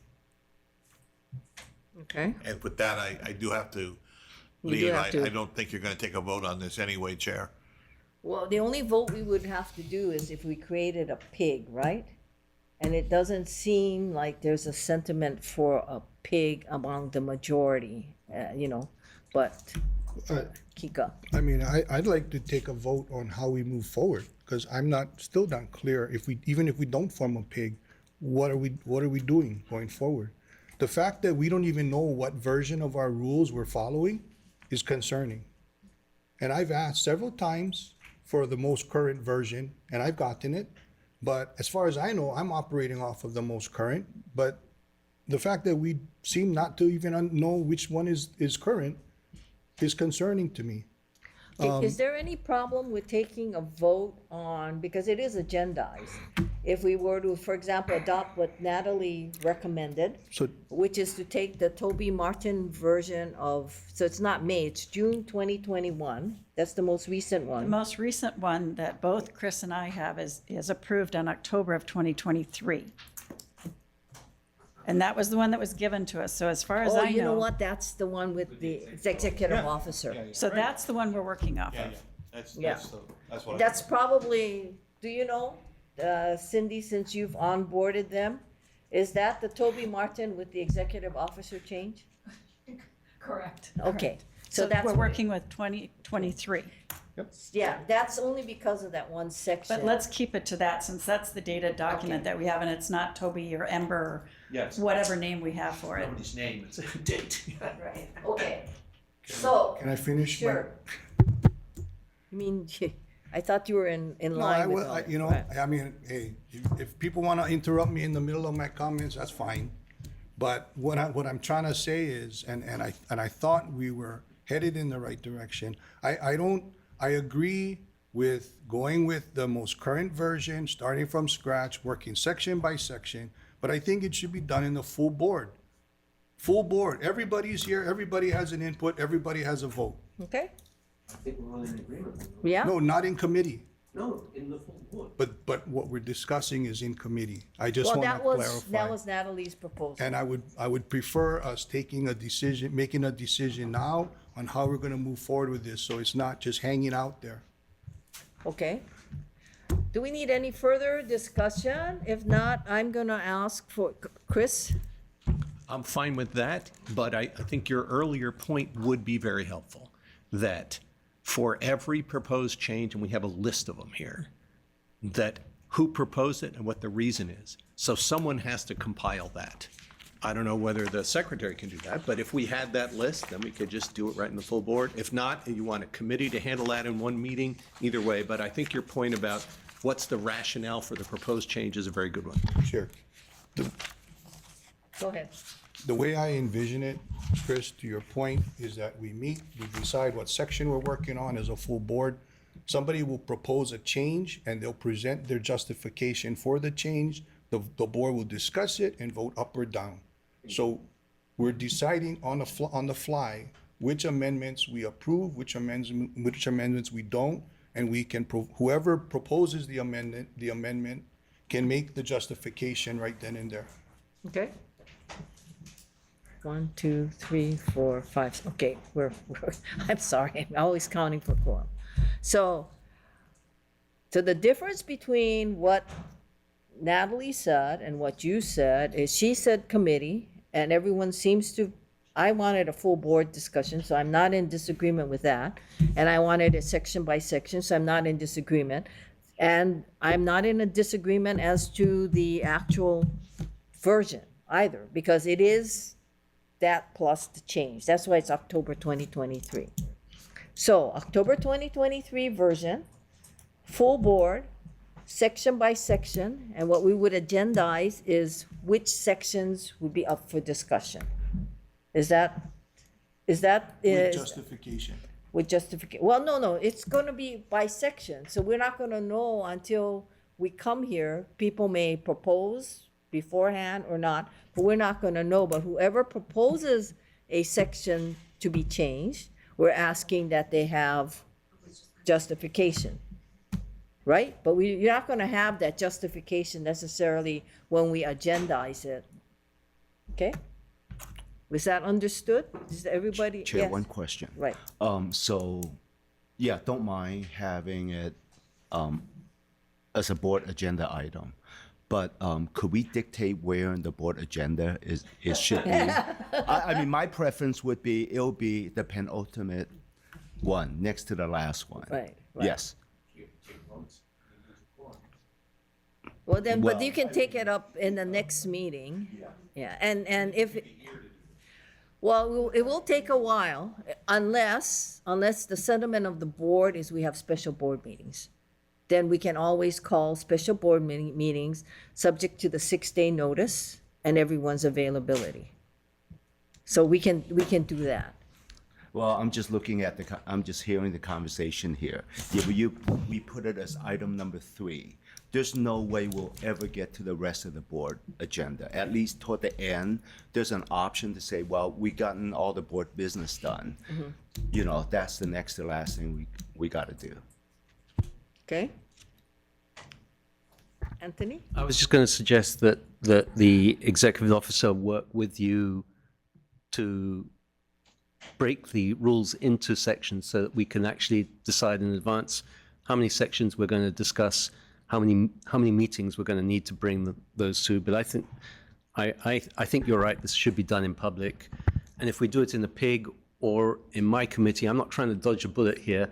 We're going to have the conversation again in front of the full board. So I think we just go to the full board, as you say, suggest do it in bite-sized pieces. It's not urgent. If it gets deferred from one meeting to the next, so be it.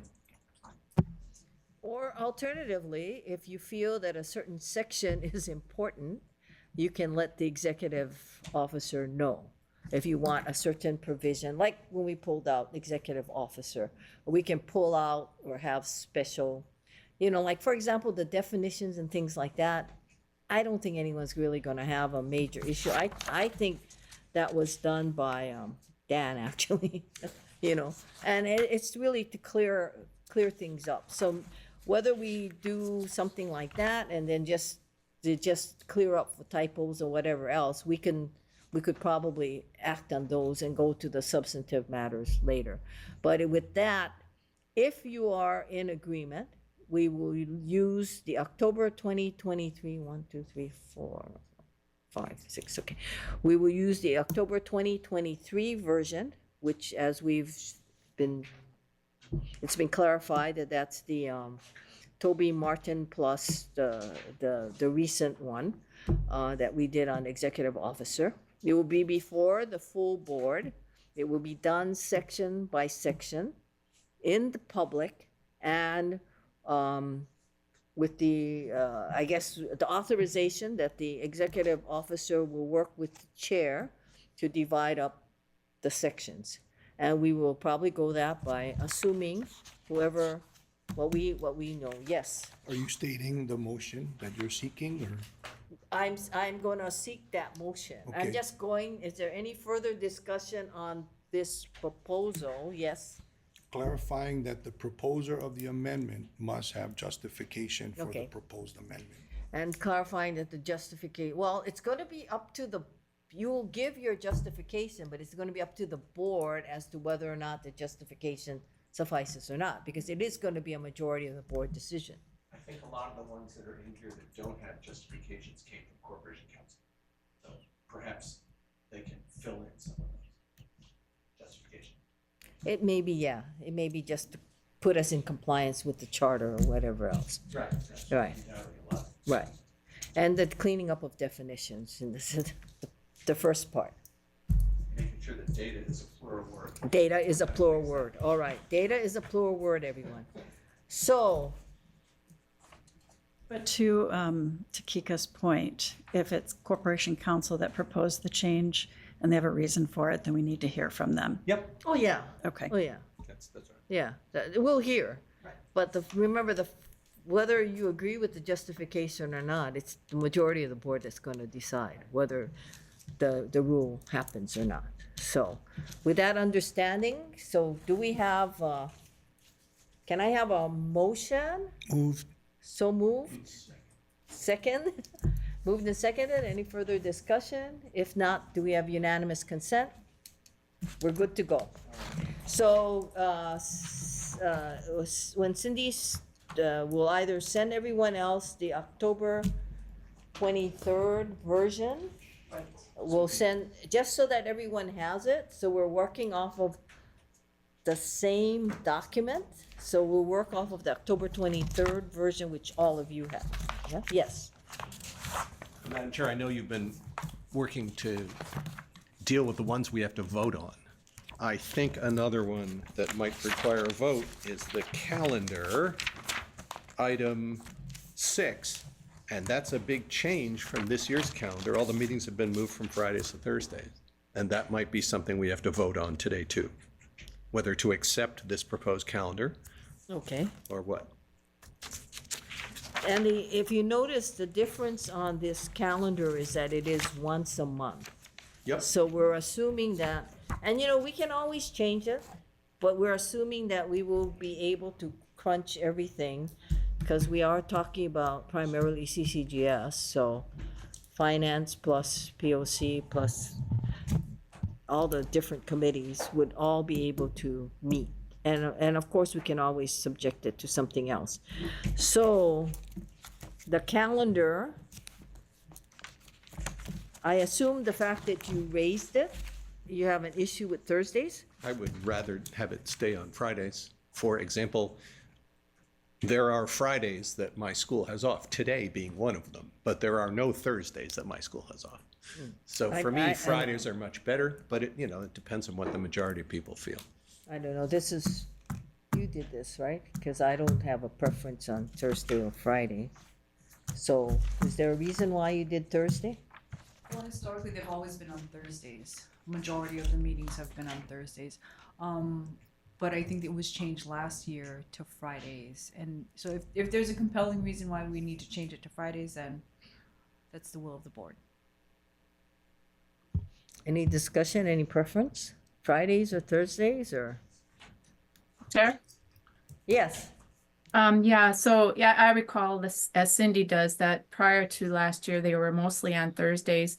And for me personally, that works best, just putting that out there. Thank you. Okay. Anyone else have any preference? Thursday or Friday?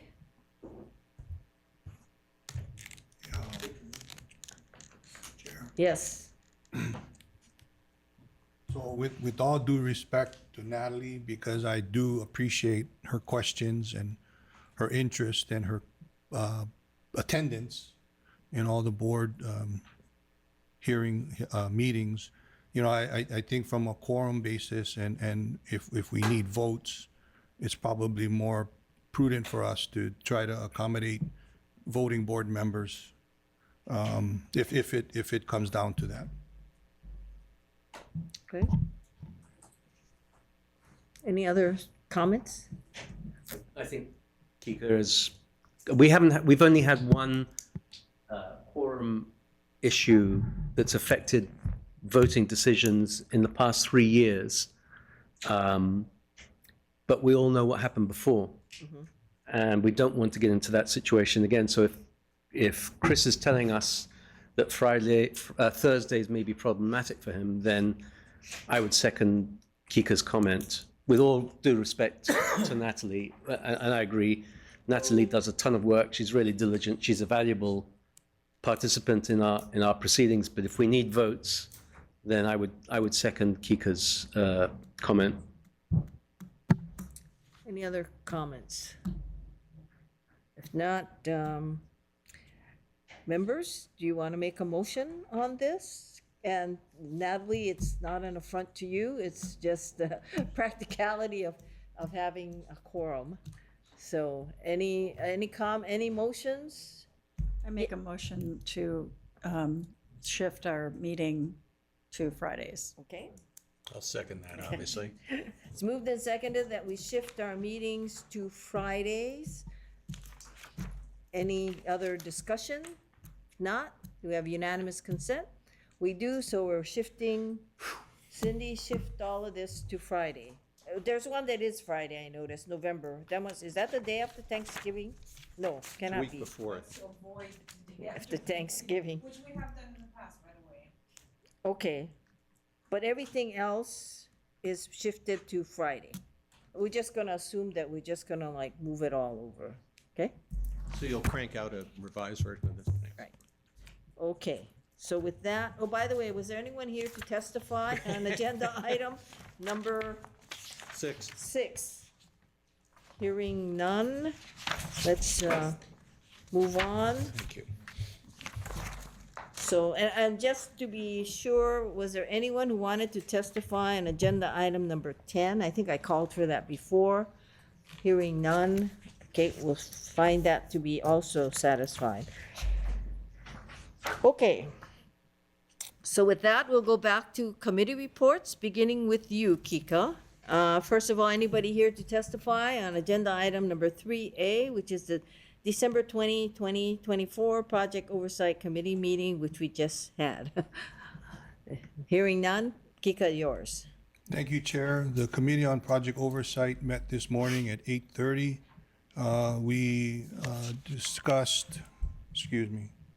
We discussed, reviewed the monthly progress report for October as well as the September PMOC report. The only action that we took and it was forwarded on to the full board for action were the various eminent domain resolutions 2024-22 through 2024-28. Thank you. Any questions of Kika? Any comments? If not, thank you very much. We'll move to agenda item number 3B is the December 2024 Finance Committee meeting. Anyone here to testify on agenda item number 3B? Seeing none, yours, Robert. Thank you, Chair. Your Committee on Finance reviewed the November financial report and also the annual financial statements for the project, and there are no action items. Thank you. Thank you. Anyone, any questions, comments to Robert? If not, thank you very much, members. We are now moving on to agenda item number 7, which is Executive Director and CEO's update. Laurie. Thank you, Chair. As I mentioned in the earlier Excuse me, committee. Chair. I'm sorry? Point of order, Chair. Yes. If I may, OIP issued an opinion yesterday with respect to the Honolulu Police Commission, and specifically one of the items was recurring and catch-all agenda items, and they said that that's not allowed. And so I had forwarded that email to, or that opinion to Dan, but I guess he's not here. So I have a question for CORE, whether the CEO is actually allowed to give any kind of update, because there's nothing specified on the agenda. Natalie, I would have to, Natalie, I would have to look into it. I didn't get a copy of that opinion yet. Okay, then why don't we do this then? I'm sure Laurie is going to just hate not giving us an update. But I will defer this matter until CORE gives us an opinion about, because I guess it's because in the past, we've had it listed on what she would be giving us reports on, like CCGS update and so forth, and it isn't. So could you look into that, Lisa? Yes. And I don't know if Dan's on leave or what, but so with that, thank you, Natalie. And what we will do is we will defer Laurie's update, which she can give us again next time. Yes. So I don't know if this makes a difference, but I guess I would, if CORE could also look into whether or not this would apply to the POC, and a review of our standing monthly report and PMOC report. And if the difference is that the monthly report is provided to the board in advance and posted in public on the agenda, maybe the ED could write her report, sorry, Lori, written and post it prior to the meeting so that we could review the posted report. Okay. So, Yeah, just, okay, so this is my fault. So Dan brought this up months ago, and then after that, we started putting it as sub-bullets, and then when Cindy sent over the draft, I did not submit The bullet sub-bullet. points, because I thought, oh, okay, she doesn't need it, so, no, this has already been all vetted. Dan already clarified, I need to have sub-bullets, so please don't make me write a report before I have to do a board meeting. It's just.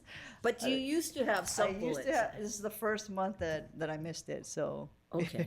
Well, why don't we clarify that request and see whether it's the sub-bullets? I assume it's okay, because Dan passed it, but then subsequent to that, we have this OIP opinion, so, Okay, yeah? I'll look at it.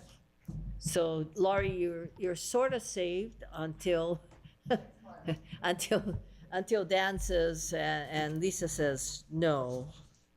But you're okay with that, right? Yeah. Them clarifying. Yeah. Okay, so that was item number, Roman numeral 7. Right, but did we do 5? I don't think we didn't do 4. We didn't do, no, we did 4. I took a vote. Yes. Okay, yeah, you're right, I skipped 5. Okay. Summary of November, that's item number 5, which is the summary of November 15. Oh, now I know why this is in my folder. Summary of the November 15 board meeting after losing quorum pursuant to HRS 2-2.5D. And this is what happened. When we lost quorum, we received the report of NNK,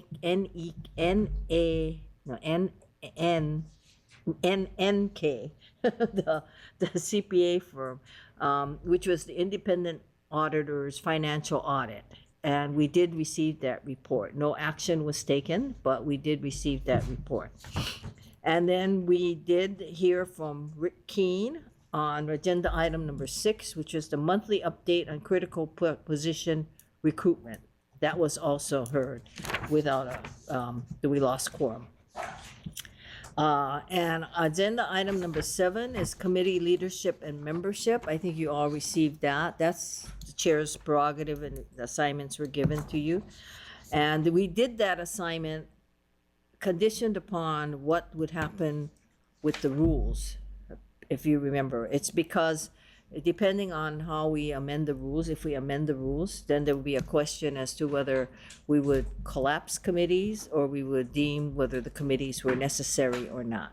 If you looked at one of the, and I remember I proposed that rule, was that gave the board at the beginning of each fiscal year, the determination as to which committees would be deemed to be important to have a full committee throughout the whole year. And that was one of my proposals. I remember that because it didn't seem like all the committees were necessary after a given period of time. So, and it also meant that certain types of actions could be absorbed by the board itself. And in the old days, and when I say in the old days, Corey, I want to make sure you're up. Corey was there when we only had full board meetings. We didn't have subcommittee meetings. So that was one of the reasons, was to look at that, was whether and how we would do it. So that was I think I explained that when we did the committee leadership and membership, that it was until we had a better definition of the various committees. Discussion on amendments in the rules and operating procedures of the Board of Directors, that was deferred, and we just had that discussion. And the summary of board members' requests made at the November 15, 2024 board meeting, I believe Cindy did do that summary of the requests. Correct, Cindy? Yes. So that's the report of what happened after we lost the quorum. Okay? And if you want to see it, you can go to the web and you can watch our video of what happened. Okay, so that's agenda item number 5. I believe I called for public testimony on that, but if not, is there anybody else who wants to comment on that? You can comment now. I don't see anyone. Okay, now we deferred agenda item number 7. Agenda item number 8 is the monthly report on critical position and recruitment. That's you, Sandy.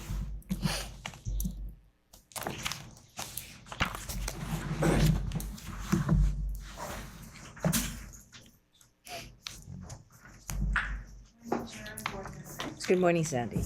Good yeah, it's still morning. Okay, go ahead. So I'll be reviewing the update on open positions. And it's based on the spreadsheet that's been prepared. So moving forward, I'll walk you through the document. The first 2 positions first two positions, which are the yellow positions, have been filled. They are the accounting technician and the secretary HR assistant. They were both filled this month in December on the 2nd and 9th respectively. The next four positions that are kind of in a tan color are positions that we will be hiring in the future. Most of them are in January. However, we have one that's been pending for quite some time. It's the Civil Engineer 3 position, and I just wanted to give an update on that position. So basically, just for background purposes, we submitted a request for personal services, and we used the salary that we used was aligned with the city's newly created engineering structure. However, that got rejected, and we have been in contact with the city's Department of Human Resources. Lori and I recently met with them, and we reviewed the engineering salary and basically explored other options to come to a conclusion with that. So earlier this week, we finalized the path forward, and we plan to recommunicate with the candidate today. So, are you done? No, I was gonna say. Okay, go ahead. Moving on to the next positions that are all highlighted, that are not highlighted. So all of those positions, we're currently recruiting for those positions. For some of those positions, behind the scenes, we're doing such activities such as phone screening. We're doing some interviews, reference verifications to help us with our recruitment efforts. And one of the positions, which is line number 11, fiscal officer, this has been in the current status also, which has been pending, so I wanted to give an update on that. So with that, since this report was created, we've had some significant process, and we actually were able to move forward and issue a tentative offer of employment offer to the candidate earlier this week. The candidate has accepted the offer. Yes, so we are able to move forward with that. And which position is that? That's the fiscal offer, that's Number 11. officer, line number 11. Okay. So that's a summary of our open positions. So is the fiscal officer somebody who works with Richard? Yes, so we kind of, what we did on that one is we kind of classified it as a different grade and a different position title, and specifically working for grants management. Oh, it's grants. Yes.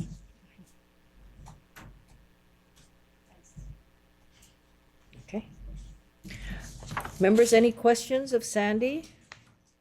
Oh, I have one Yes. question. Sandy, did you have a chance to add I know you have the number of employees higher, but we kind of talked about the number of employees left since the last report. Where is that information in your? Okay, so the number of employees left. So I didn't see it on the agenda, so I wasn't sure if I was, I needed to report it. But I'll be ready to give it to you either separately or at the next meeting. No, you could just, the box on the right-hand side? You could just add a box that says left or resign or whatever. Okay. Right, so you already have the number from the number of hired. Right. Then the next box would be resign, left, or whatever Oh, okay. I can give wording that. you want. It could be 0, it could be 1, it could be 10, whatever it is. Then it should. Then we have some context on active employees, right? I think I can verbally provide that right now. No. No? Okay.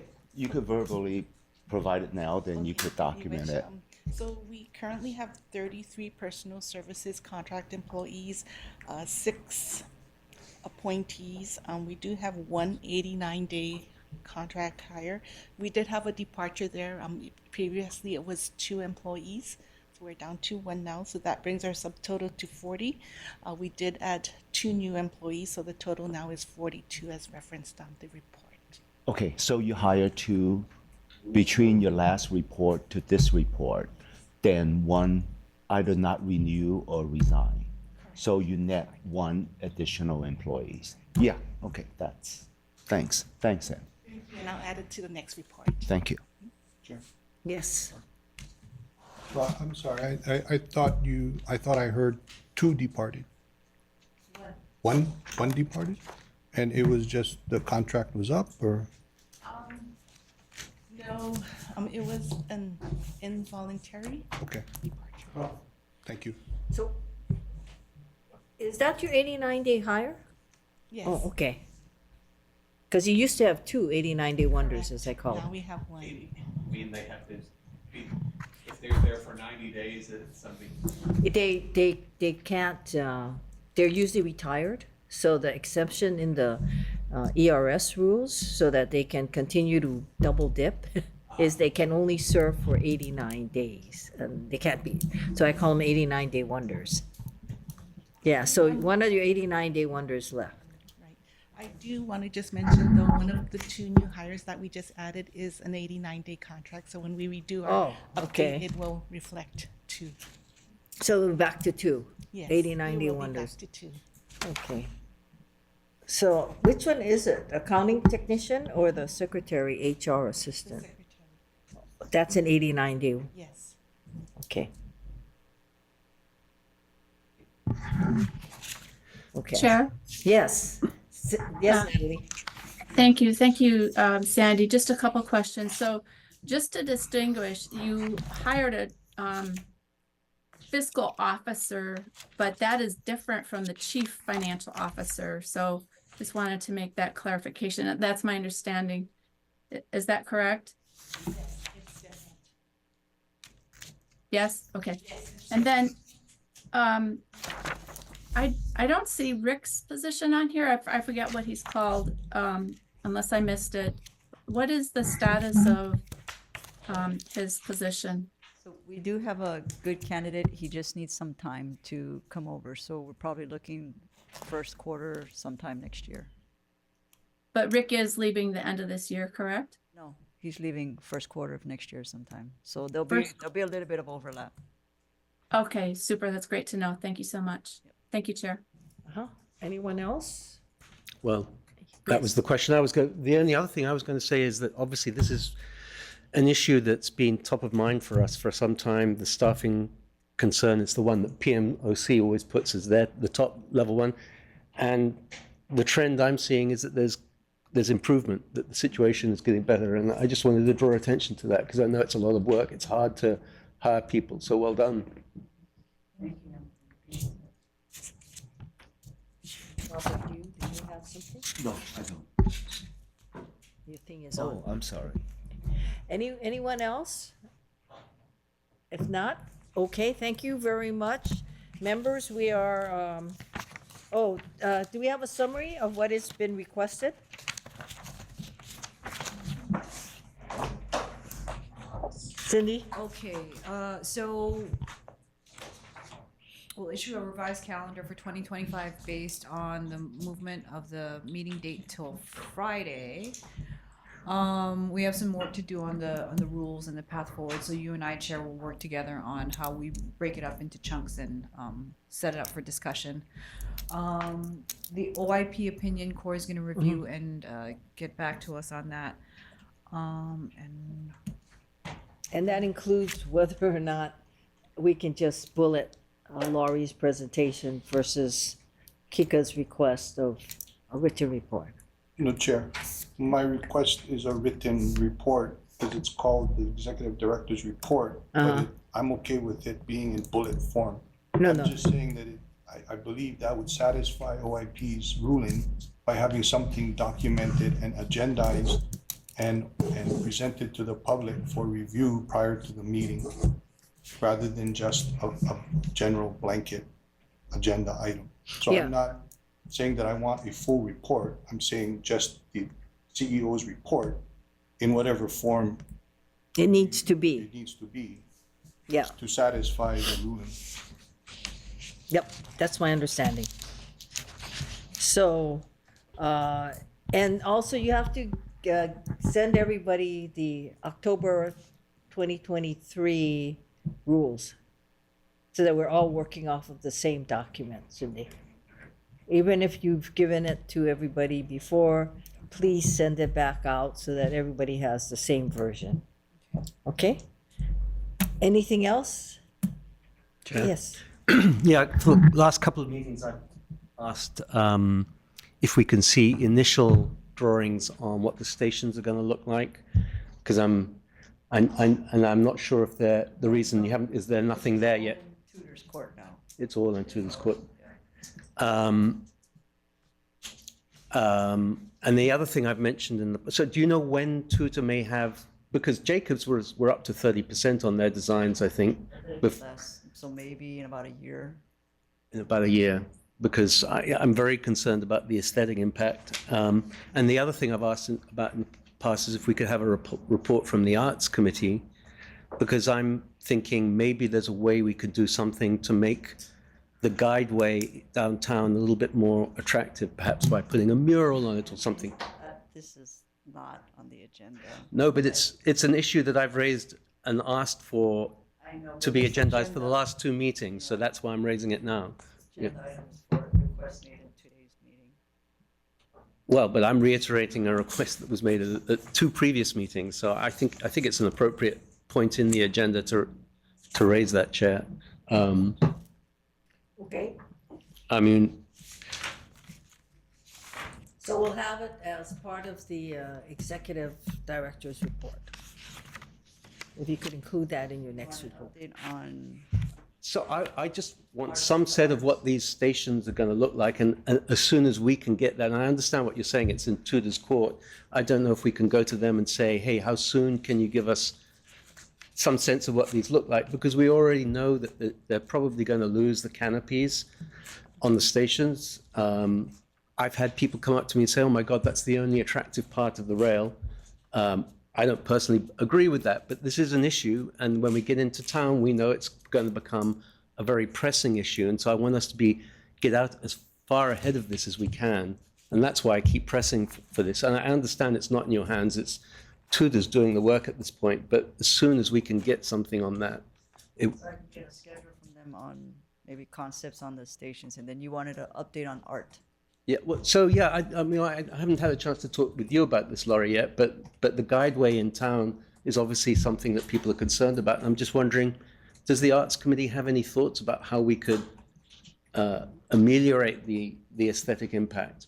Of the guideway or the station? So, if somebody said, well, why can't we put murals on the outside of the guideway? It's like I don't know the signs, it's answer to that, illegal. but It's illegal. You can't put signs up in Hawaii, so no. no, not signs. A mural of, somebody said, you can make it out of tiles. It could be a picture of a beach or something. I'm not an artist, and Point of but order. Sorry. but yeah, no. I mean, I've raised this in the past, which is why I feel entitled to raise it now. It's a discussion I think we need to have. Right. Okay. If worse comes to worse, we'll agendize it. Okay, go ahead, Kiko. I was just saying, I think we're kind of getting into the weeds on, I understand what Anthony's asking for, but It's an item not to be discussed now for a follow-up. right. Okay, we'll do that. Anything else? If not, members, that brings us to agenda item number, whatever the last one is, 12. Yeah, agenda item number 12, which is adjournment. So hearing no objection, we are hereby adjourned. Thank you very much. Merry Christmas, Chuck. Same to you. Bye, everybody. Merry Christmas. Merry Christmas.